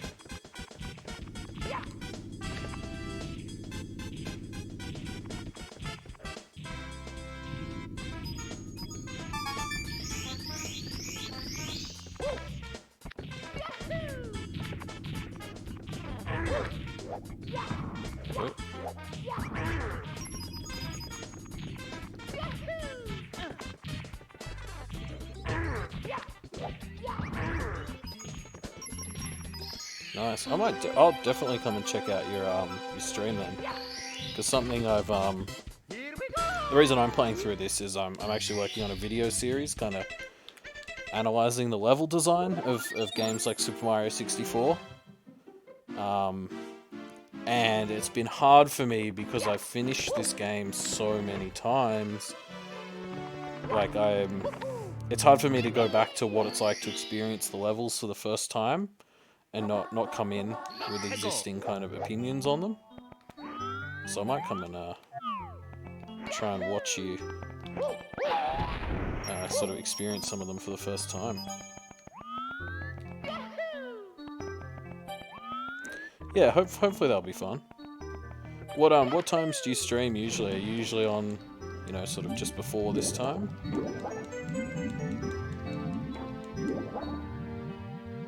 Oh yeah, yes, I keep forgetting VODs exist. Yes, I will probably do that actually. Oh, don't do this to me.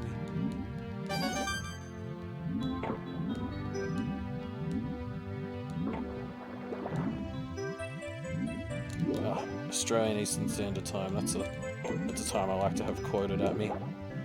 I'm so used to dealing in American time zones these days. Yeah, okay. Oh, that's good. I should be able. I'm currently only streaming Wednesdays and Thursday nights, so I should be able to make most of those.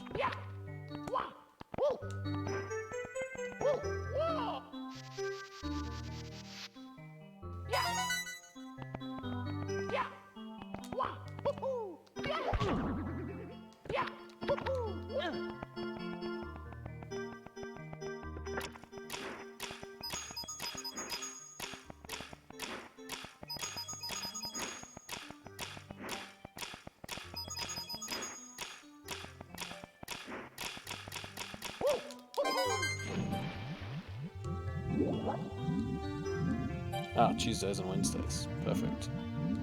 What is Super Mario 64 your first game, or have you played any others? Curious to know what other sort of stuff you're looking at.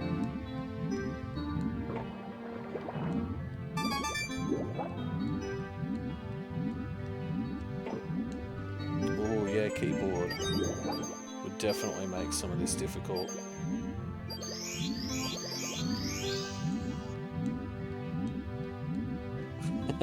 Good night, Cyber.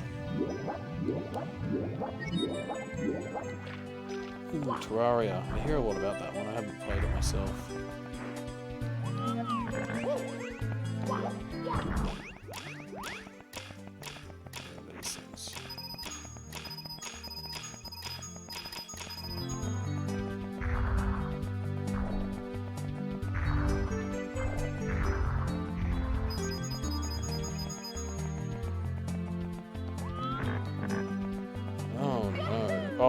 okay. No, I remember a big group of coins I didn't get.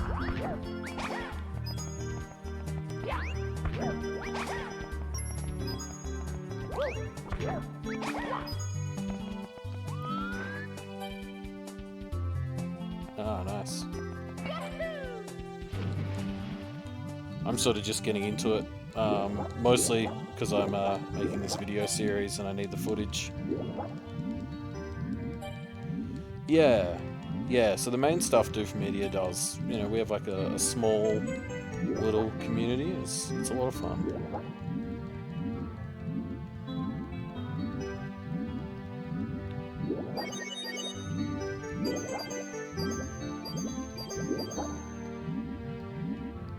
Okay, I missed one red coin, didn't I? That should send me through.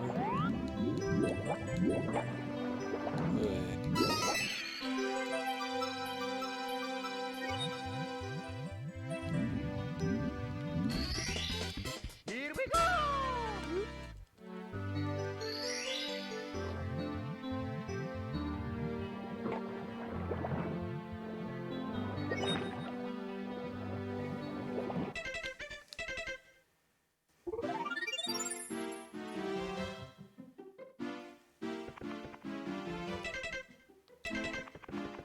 Okay, what's for?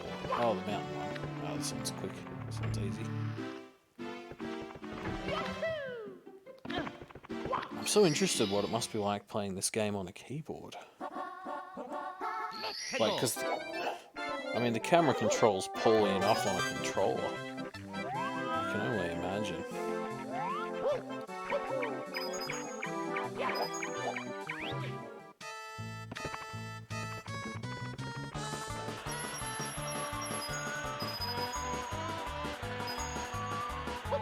Oh.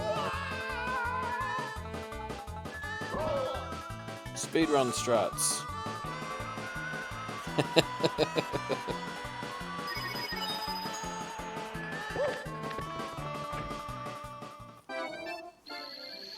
Yeah, like, yeah, the controller in this game is such a nightmare. So the camera in this game is such a nightmare to control. Yeah, the thought of doing it on a keyboard just terrifies me. I did not mean to talk to you. Yeah, cheers. Hopefully it'll be out in a little over a month. I've set myself a pretty relaxed schedule for them, but yeah, I'll definitely check out some of your VODs. Thanks for stopping by.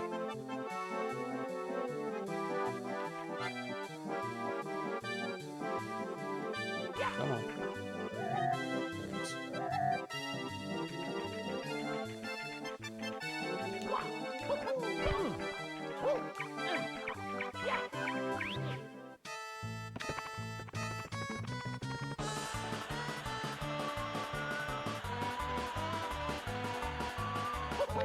Jeez, this is gonna sing this thing.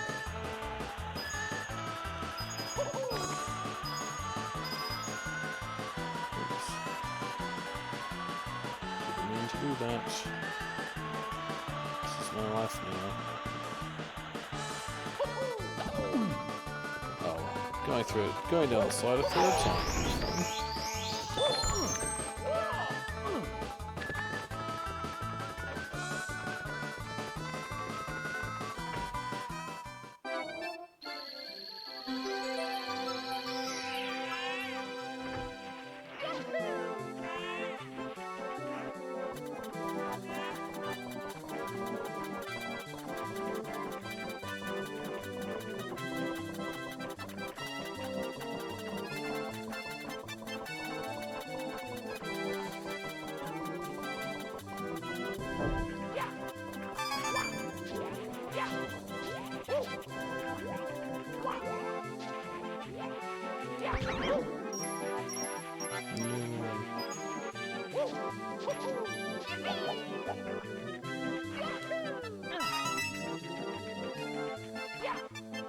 It's been a very different experience in terms of how you change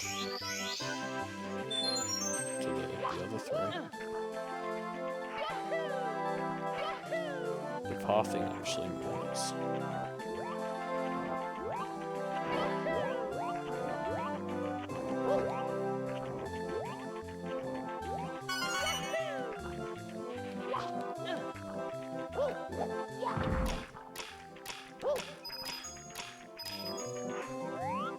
There's only 10 coins in there.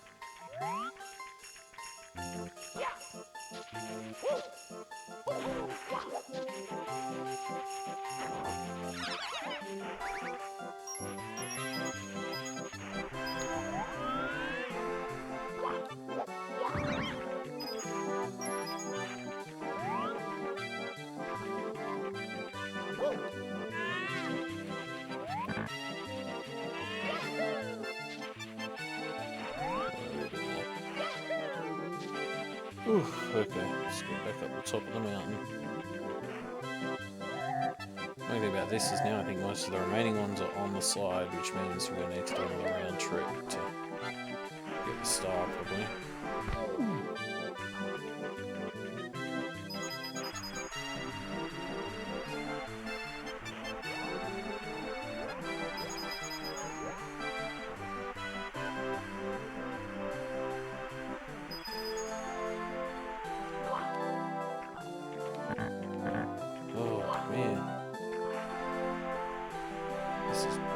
Successful.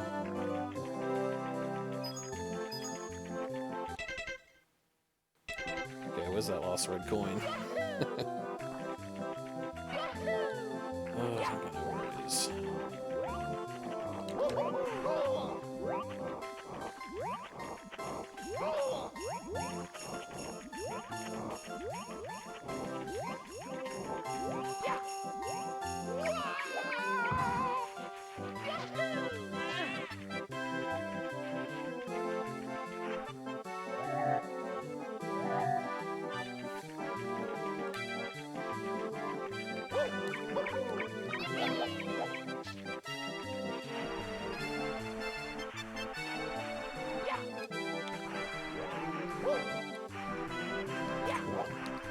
Get up there.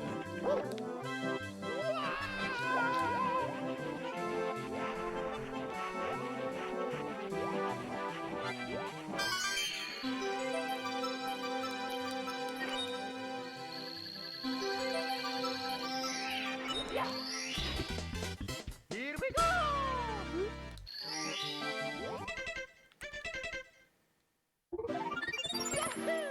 Okay, booze time.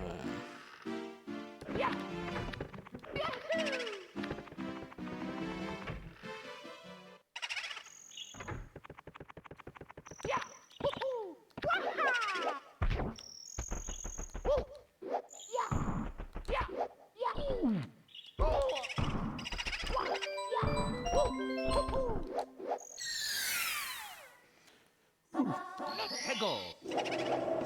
I didn't want to pick that one.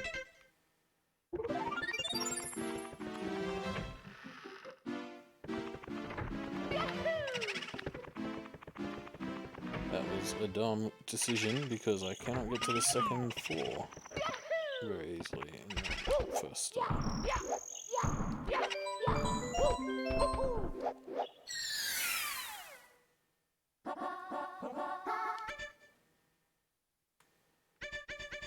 Let's go!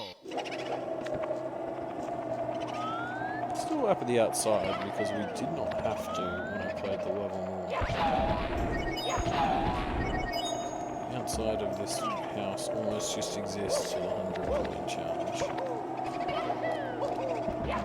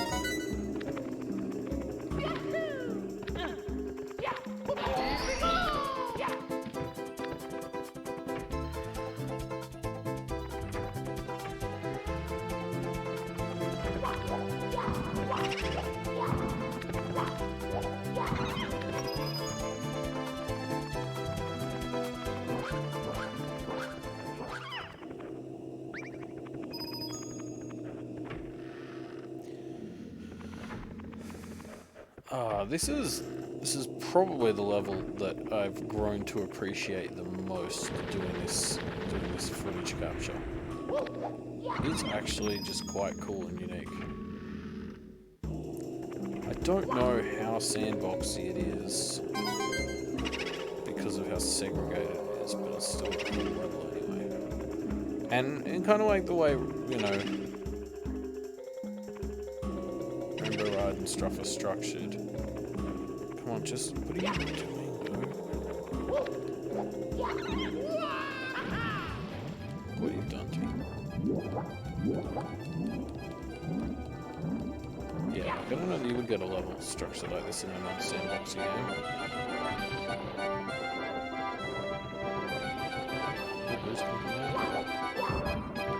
Give me all your precious coins.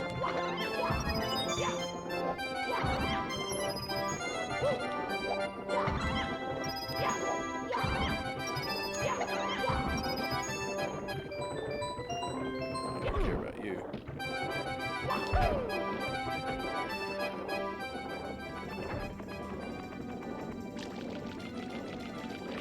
Let's get out of here.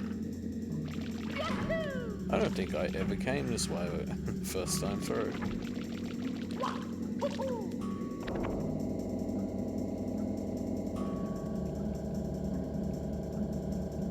This reminds me of the main place in Hollow Knight.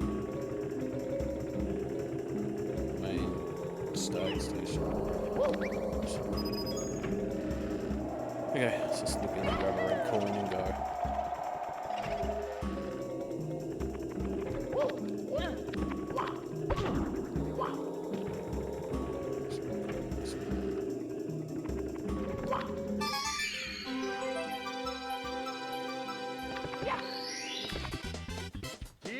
Okay, so what, we're a third of the way there. I said I had an hour. It's taken 20-ish minutes.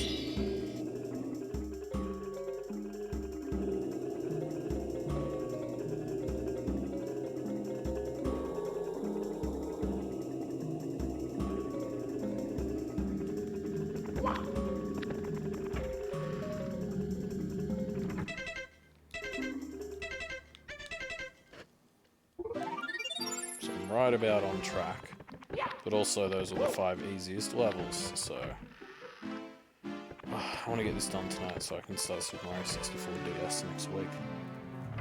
So we're doing this, folks.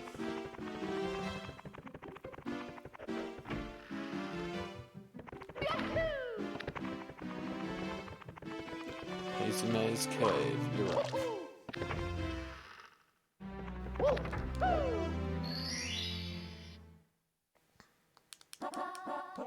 Go.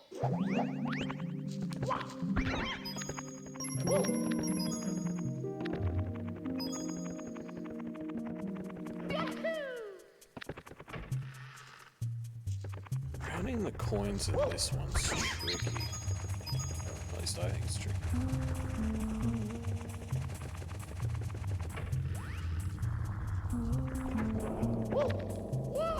Sorry, actually, you know what? I want to go. Going right back to the start, ladies and gentlemen. Going to that stupid elevator playground. Oh, fuck.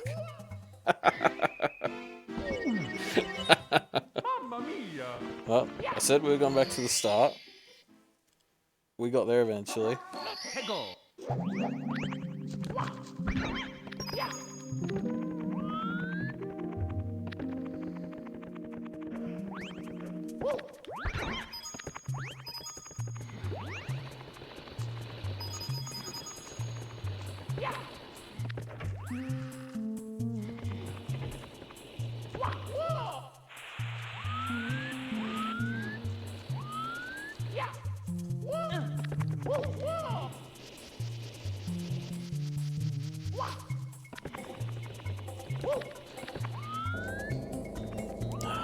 part of it over and done with. Not 100% sure I need to do it at all, but whatever.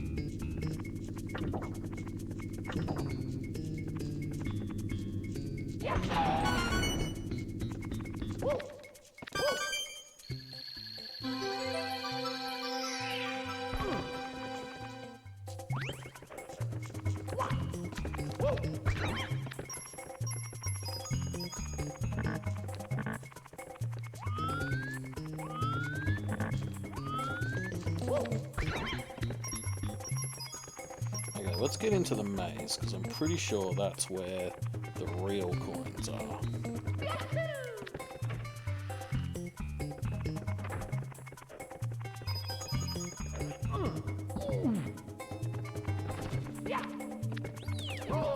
Oops. That's what I meant to do.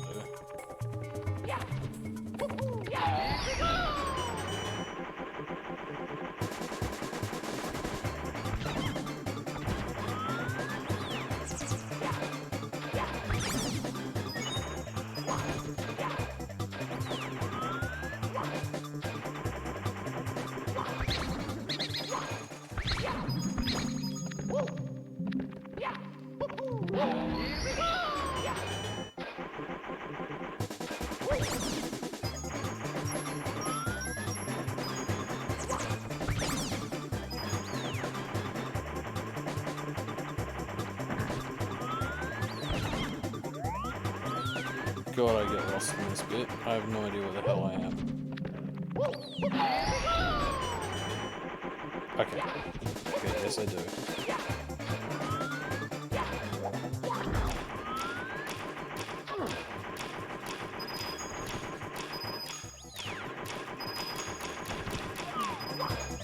Oh boy, I missed a lot of those.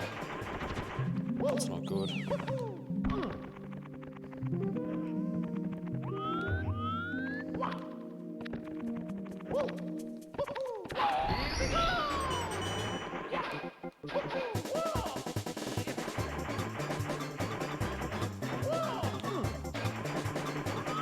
I had no idea that was there. Is this where I fall in? No, that's the exit.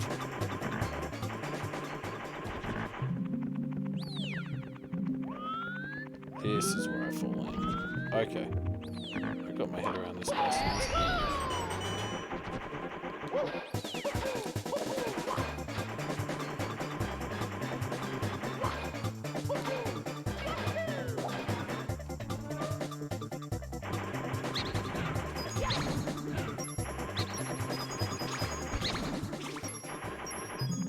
Ducks. Pretty sure there's some coins at the top of this thing.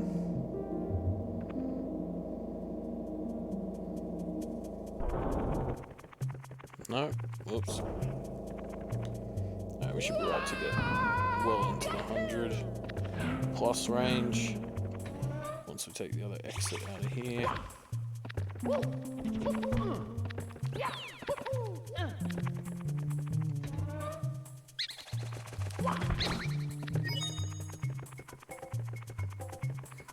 There's definitely a bunch of coins on the monkey bars at the top of this one, and then we haven't even gotten to like where the bulbs are and where Nessie is. There's more than 22 between here and there, I'm sure.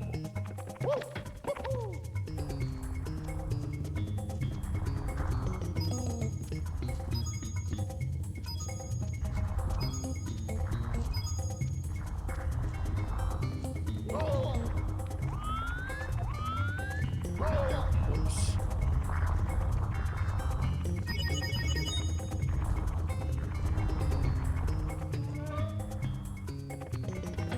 Hey. Okay. There has to be 4 coins down here. You can just on this path or something.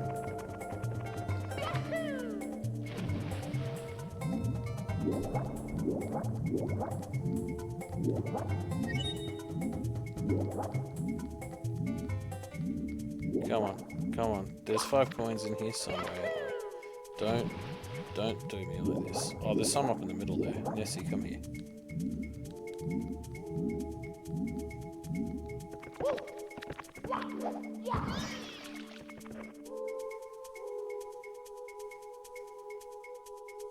Hey.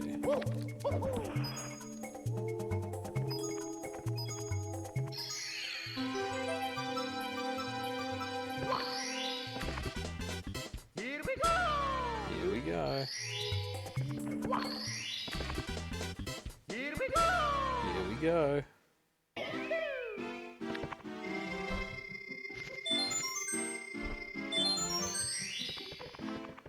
Okay, Lethal Lava Land, you're up.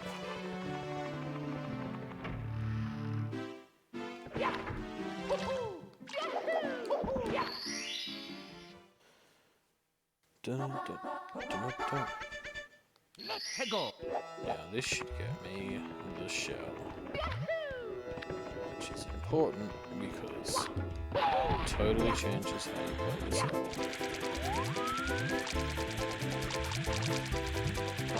Realize there's a fucking noise there.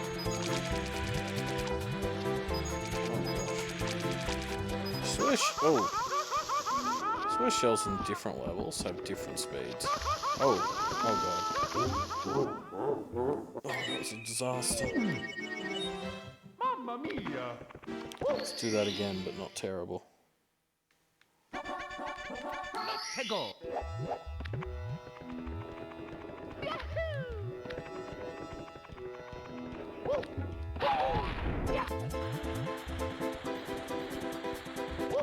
Oh, fucking hell, are you serious? Okay. Psych, we're actually doing flying party training today.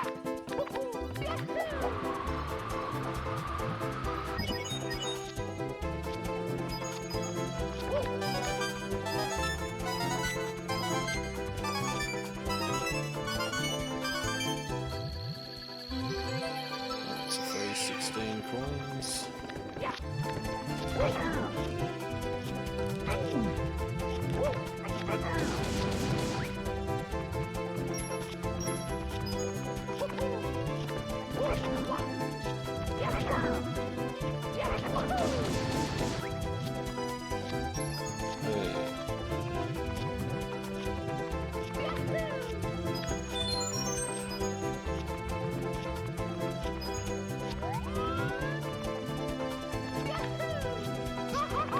Oh, what? Not sure about that. Oh, thought I was gonna make that.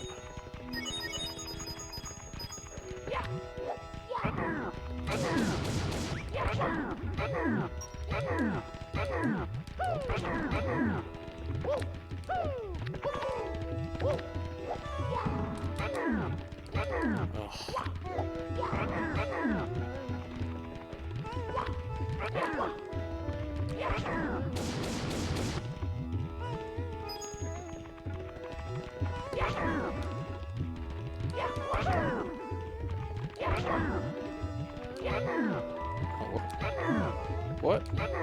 What? Too slow? Yeah, it was.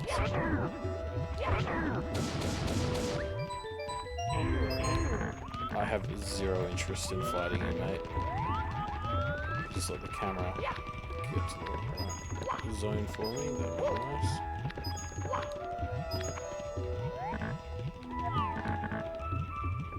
Oh, yep, you're a free fiver. Oh, you got a ring around you. Where have you been my whole life?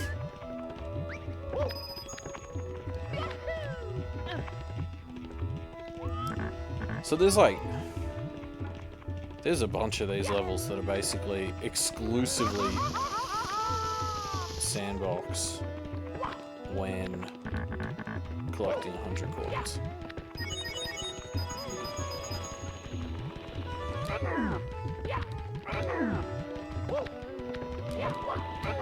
Oh.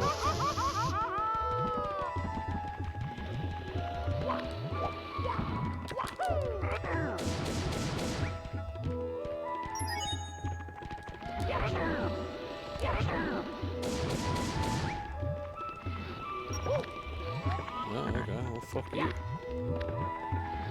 don't think there's any coins over there. Should be some more over here.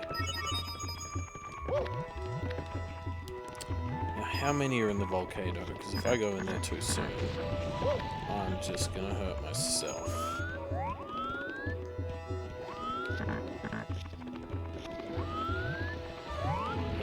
Also, unless there are a lot that are exclusively to the shell, I'm pretty sure I'm done. Let's go this way first, it's the easier way.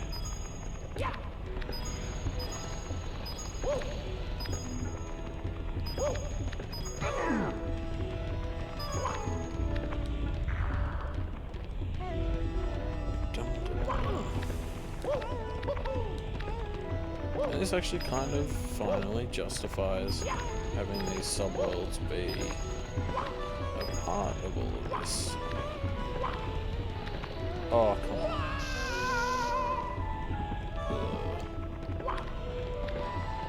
Well, I hope everyone enjoyed it, because we're doing it again.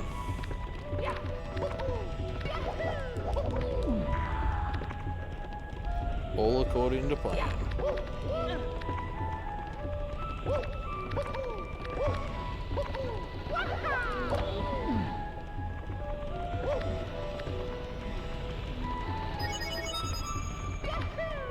Why did I one jump? Sometimes I can be a real dumbass.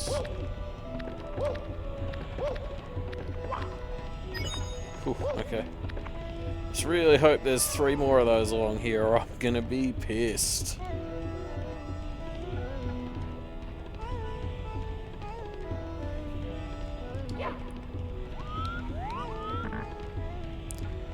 Jeez, as we're getting through, it does kind of feel more and more like the 100 stars is, like, prove you've mastered the course. Because you're having to do so many of these little spread out challenges.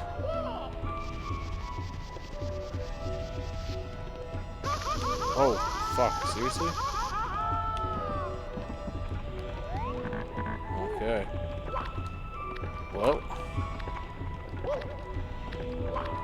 Guess we're doing this in hard mode now.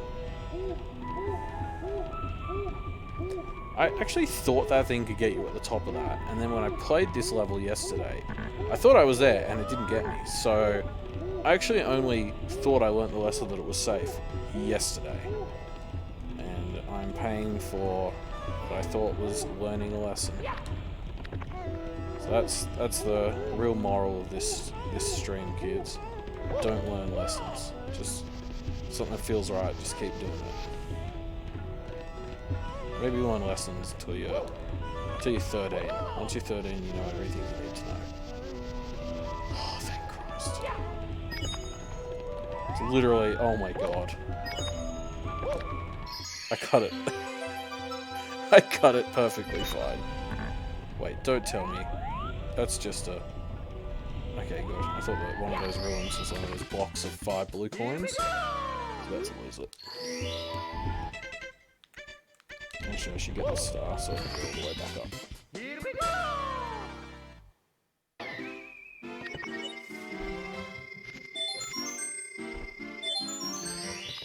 go! Okay. Woo.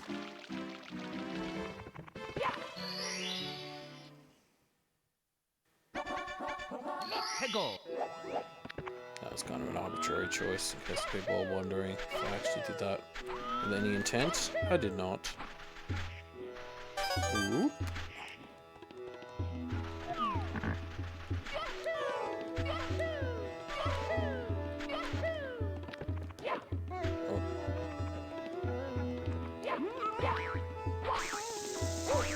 Oh, I did a whole stack of points.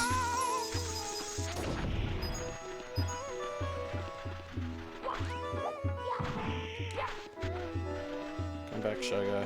Oh, no, it's a fly guy, isn't it? Oh, this is exactly what I wanted to avoid.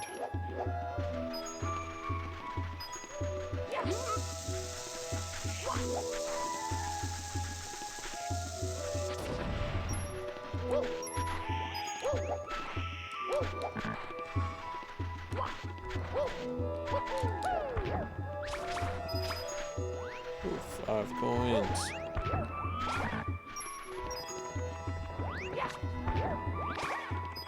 So with a level like this, it's hard for me to know, have I, like, I feel like there's a set sort of path to follow to gather the coins. Like this one almost feels more linear now that I'm coin collecting than it did when I wasn't. But how much of that is just like, you know, me coming into this level with just a shit ton of like experience sort of routing through it.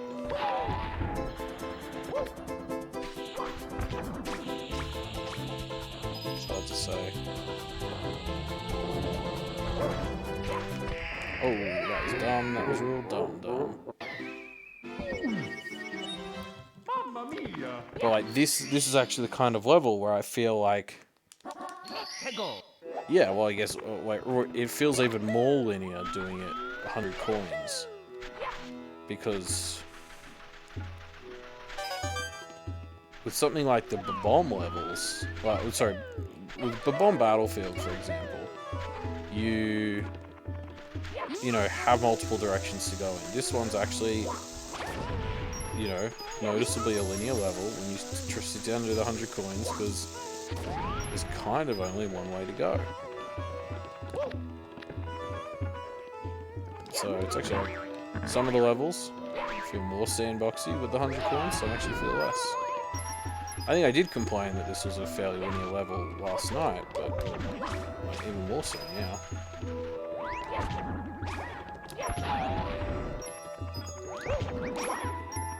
Fuck, what was I thinking?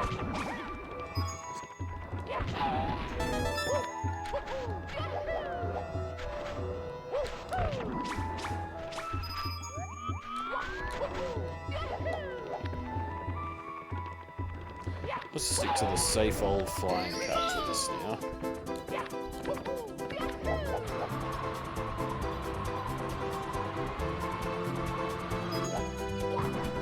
I wonder how many coins I should try to get out here before going into the pyramid.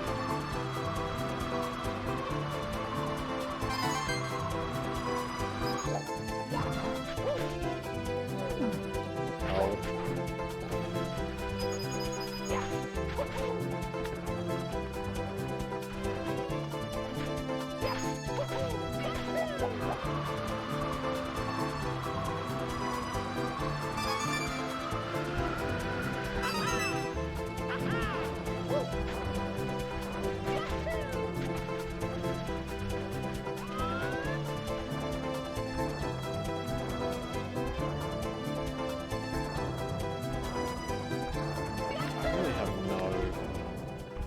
Talent for judging how long that thing lasts for.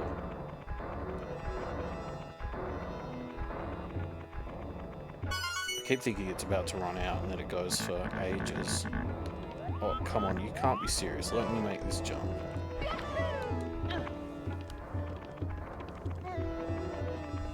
Yeah, I find it very impossible to tell how long this stupid cap's gonna last for. Whenever I think it's about to run out, then it goes for another 5 minutes. Then I think I'm fine that it's running out. Wait. Just one more coin.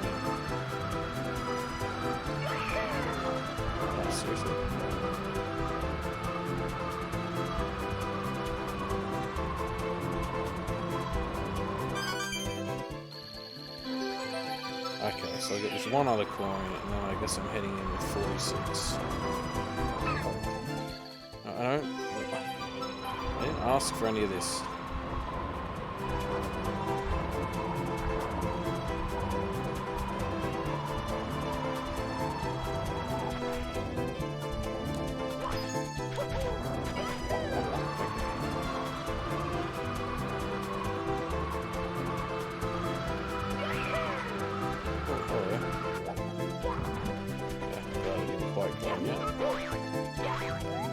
Oh, and a pokey? What are you all doing out all the way out here? Just goes to show how bad I was at exploring this. Come on. Come to Papa.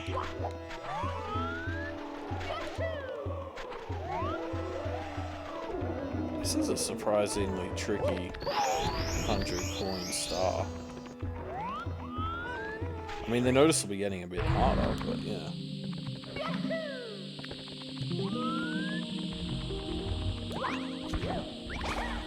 Yeah, I'm pretty sure there's one of those blue coin spawners in here, which is basically what you need to get 100 coin in most levels.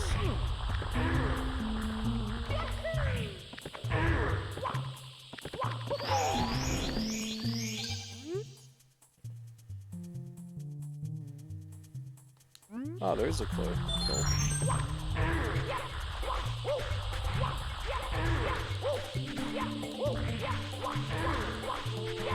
I could make it up there yesterday.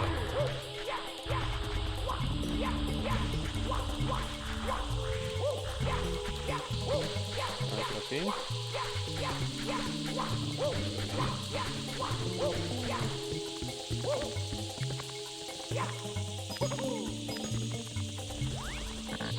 Please don't get off. Please don't get chickens. Oh. So many lives in this game. So glad they got rid of lives in Mario Odyssey. That was like such a genius move.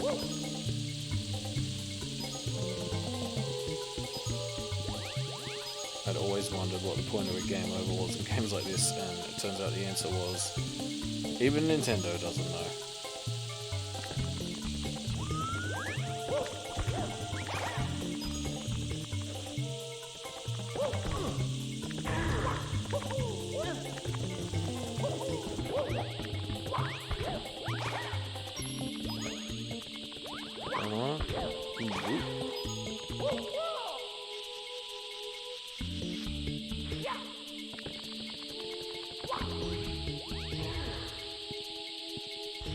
Whew. Well, and you know what level's next? Everyone knows it's my favourite level. We're of course heading back to Dire Docks.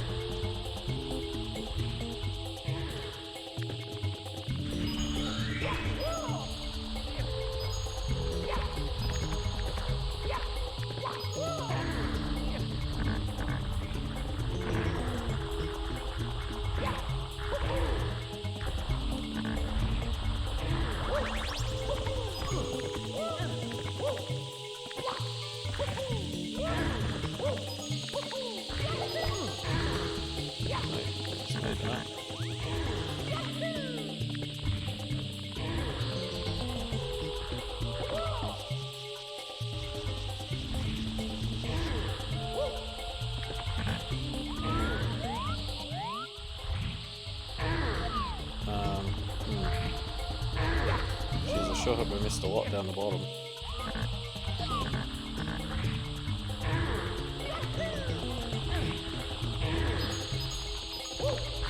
There's a little skirt here, actually.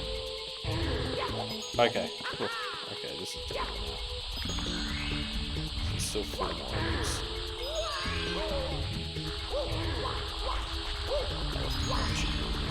This is fine. Whew. Okay. I should watch a speed run like 100% Mario 64. See how they get the 100 coins. What if there's 100% no major glitches?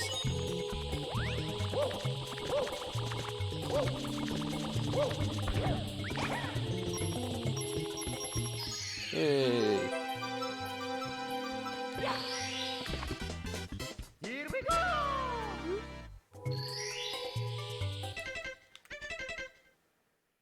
Okay, let's head downstairs one final time, folks.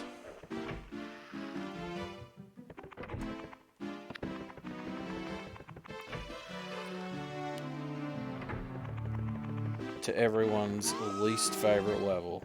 The worst one in the history of levels. With basically exactly 100 coins in it, because it's shit. And actually, one of the few where you have to pick a specific star to get 100 coins.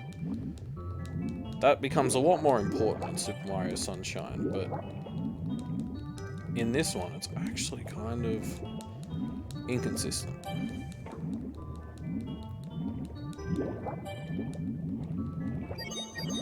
Like, it feels like something that slipped through the cracks more than anything. Yeah, is there another set somewhere up here? Why do I feel like there is?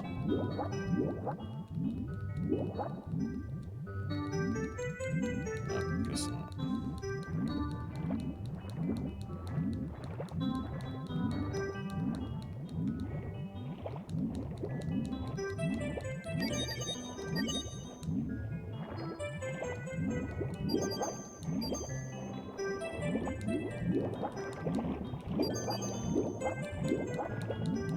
Oh.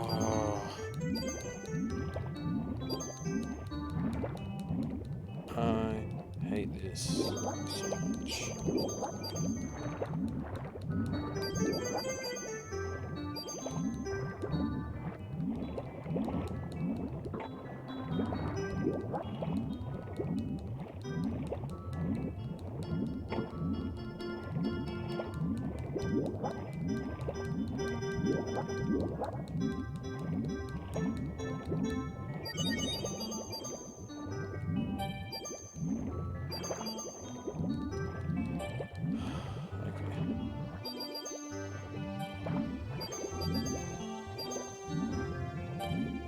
Surprising number of coins in this first bit, actually, like almost half. And they're all yellow.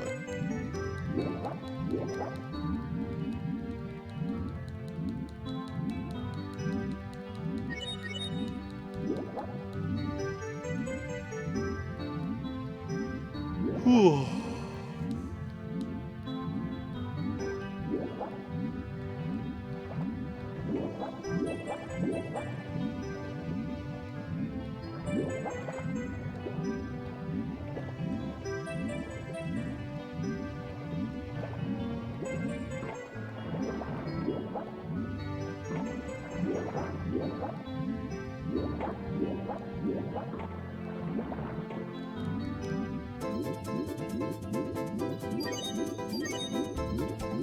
Oh man, I haven't used this thing in this run through. I've forgotten how poorly it controls.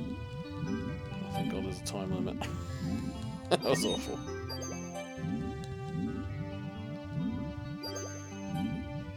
Okay, now that I got 50, let's just head upstairs. I think there's 50 up there. If there isn't, there's some other coins, but they're high risk, so I won't do them unless I have to.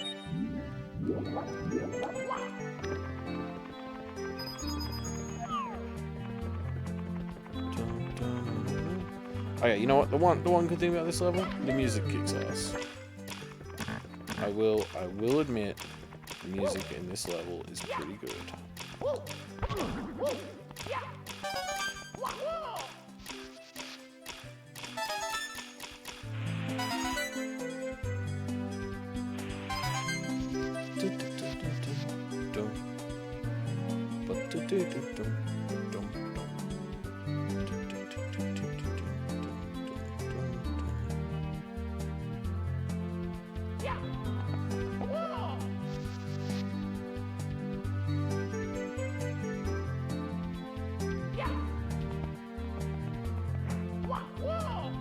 Let's get some blue coins. Oh, whoops.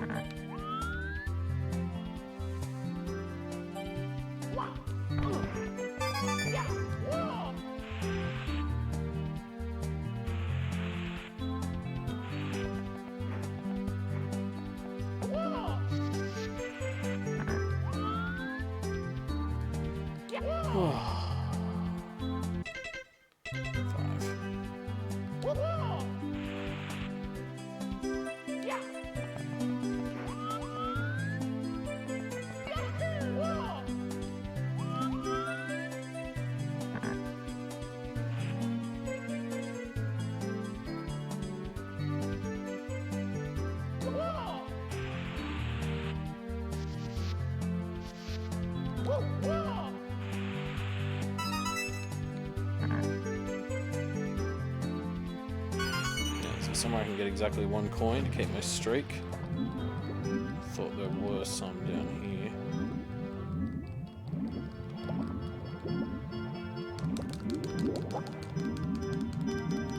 Oh god.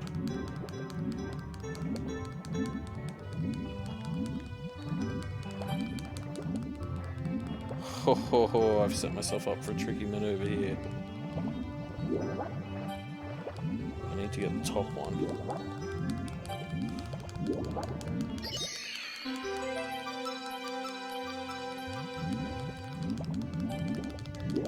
No, no, no, no, no, no, no, no, no, no, no, no, no, no. Oh, fuck me. Oh, are you serious?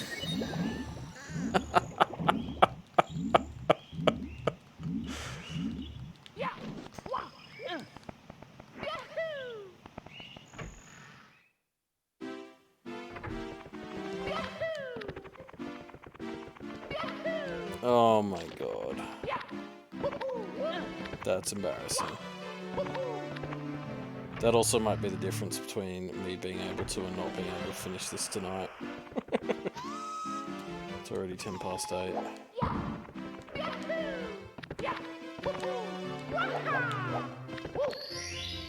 Okay, yeah, we're just gonna finish the basement tonight. Let's go. Oh boy.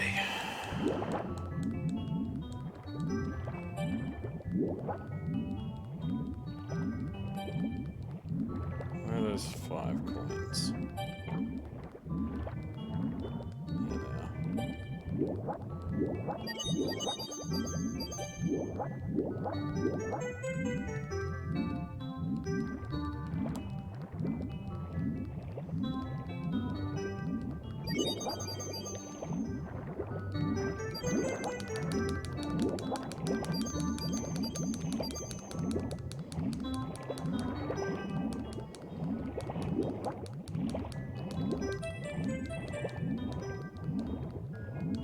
Here they are.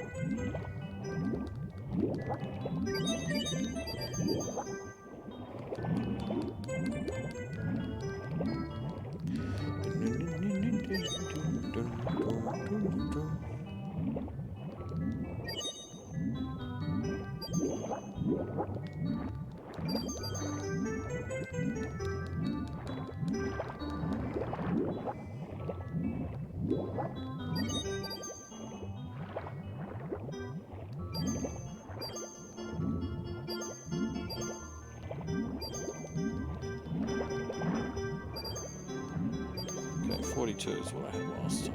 Left here, I'm pretty sure. So that's everything.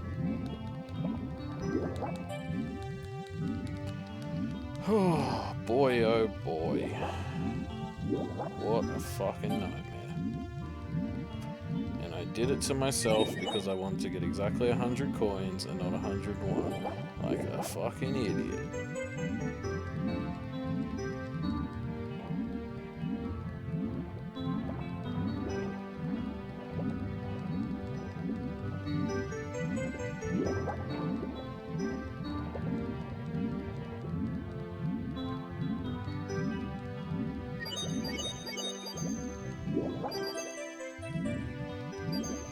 Okay, if I leave one there, it should be exactly set to go. This is one less than I had last time.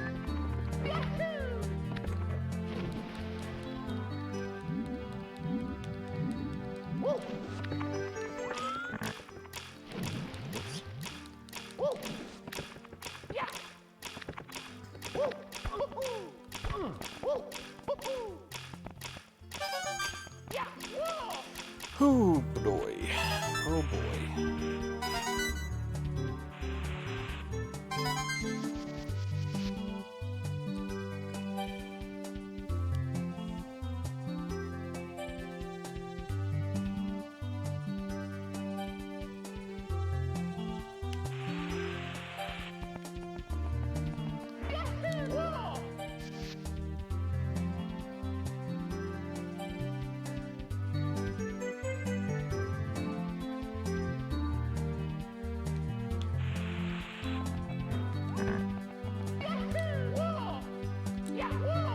Ooh. That could have cost me more in the long term, but worth the risk apparently. The theme of today's Docs run is stupid risks because I hate this level and I want to be out as quickly as I can be. Okay, 6 coins. 3 red ones left.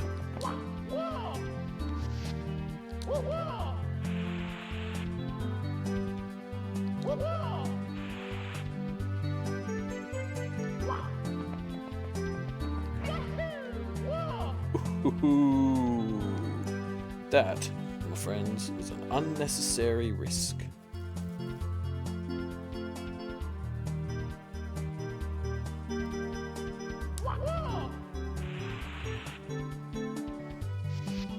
No, that was a good overlap cycle, actually.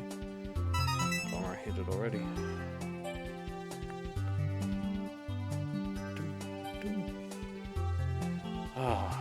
Like, part of me regrets leaving all the 100 coin stars for the end like this, just because I'm having to repeat shit like this. Whereas I could have done it, like, in how I usually do it when I play through this game, just when I had to do the star the first time.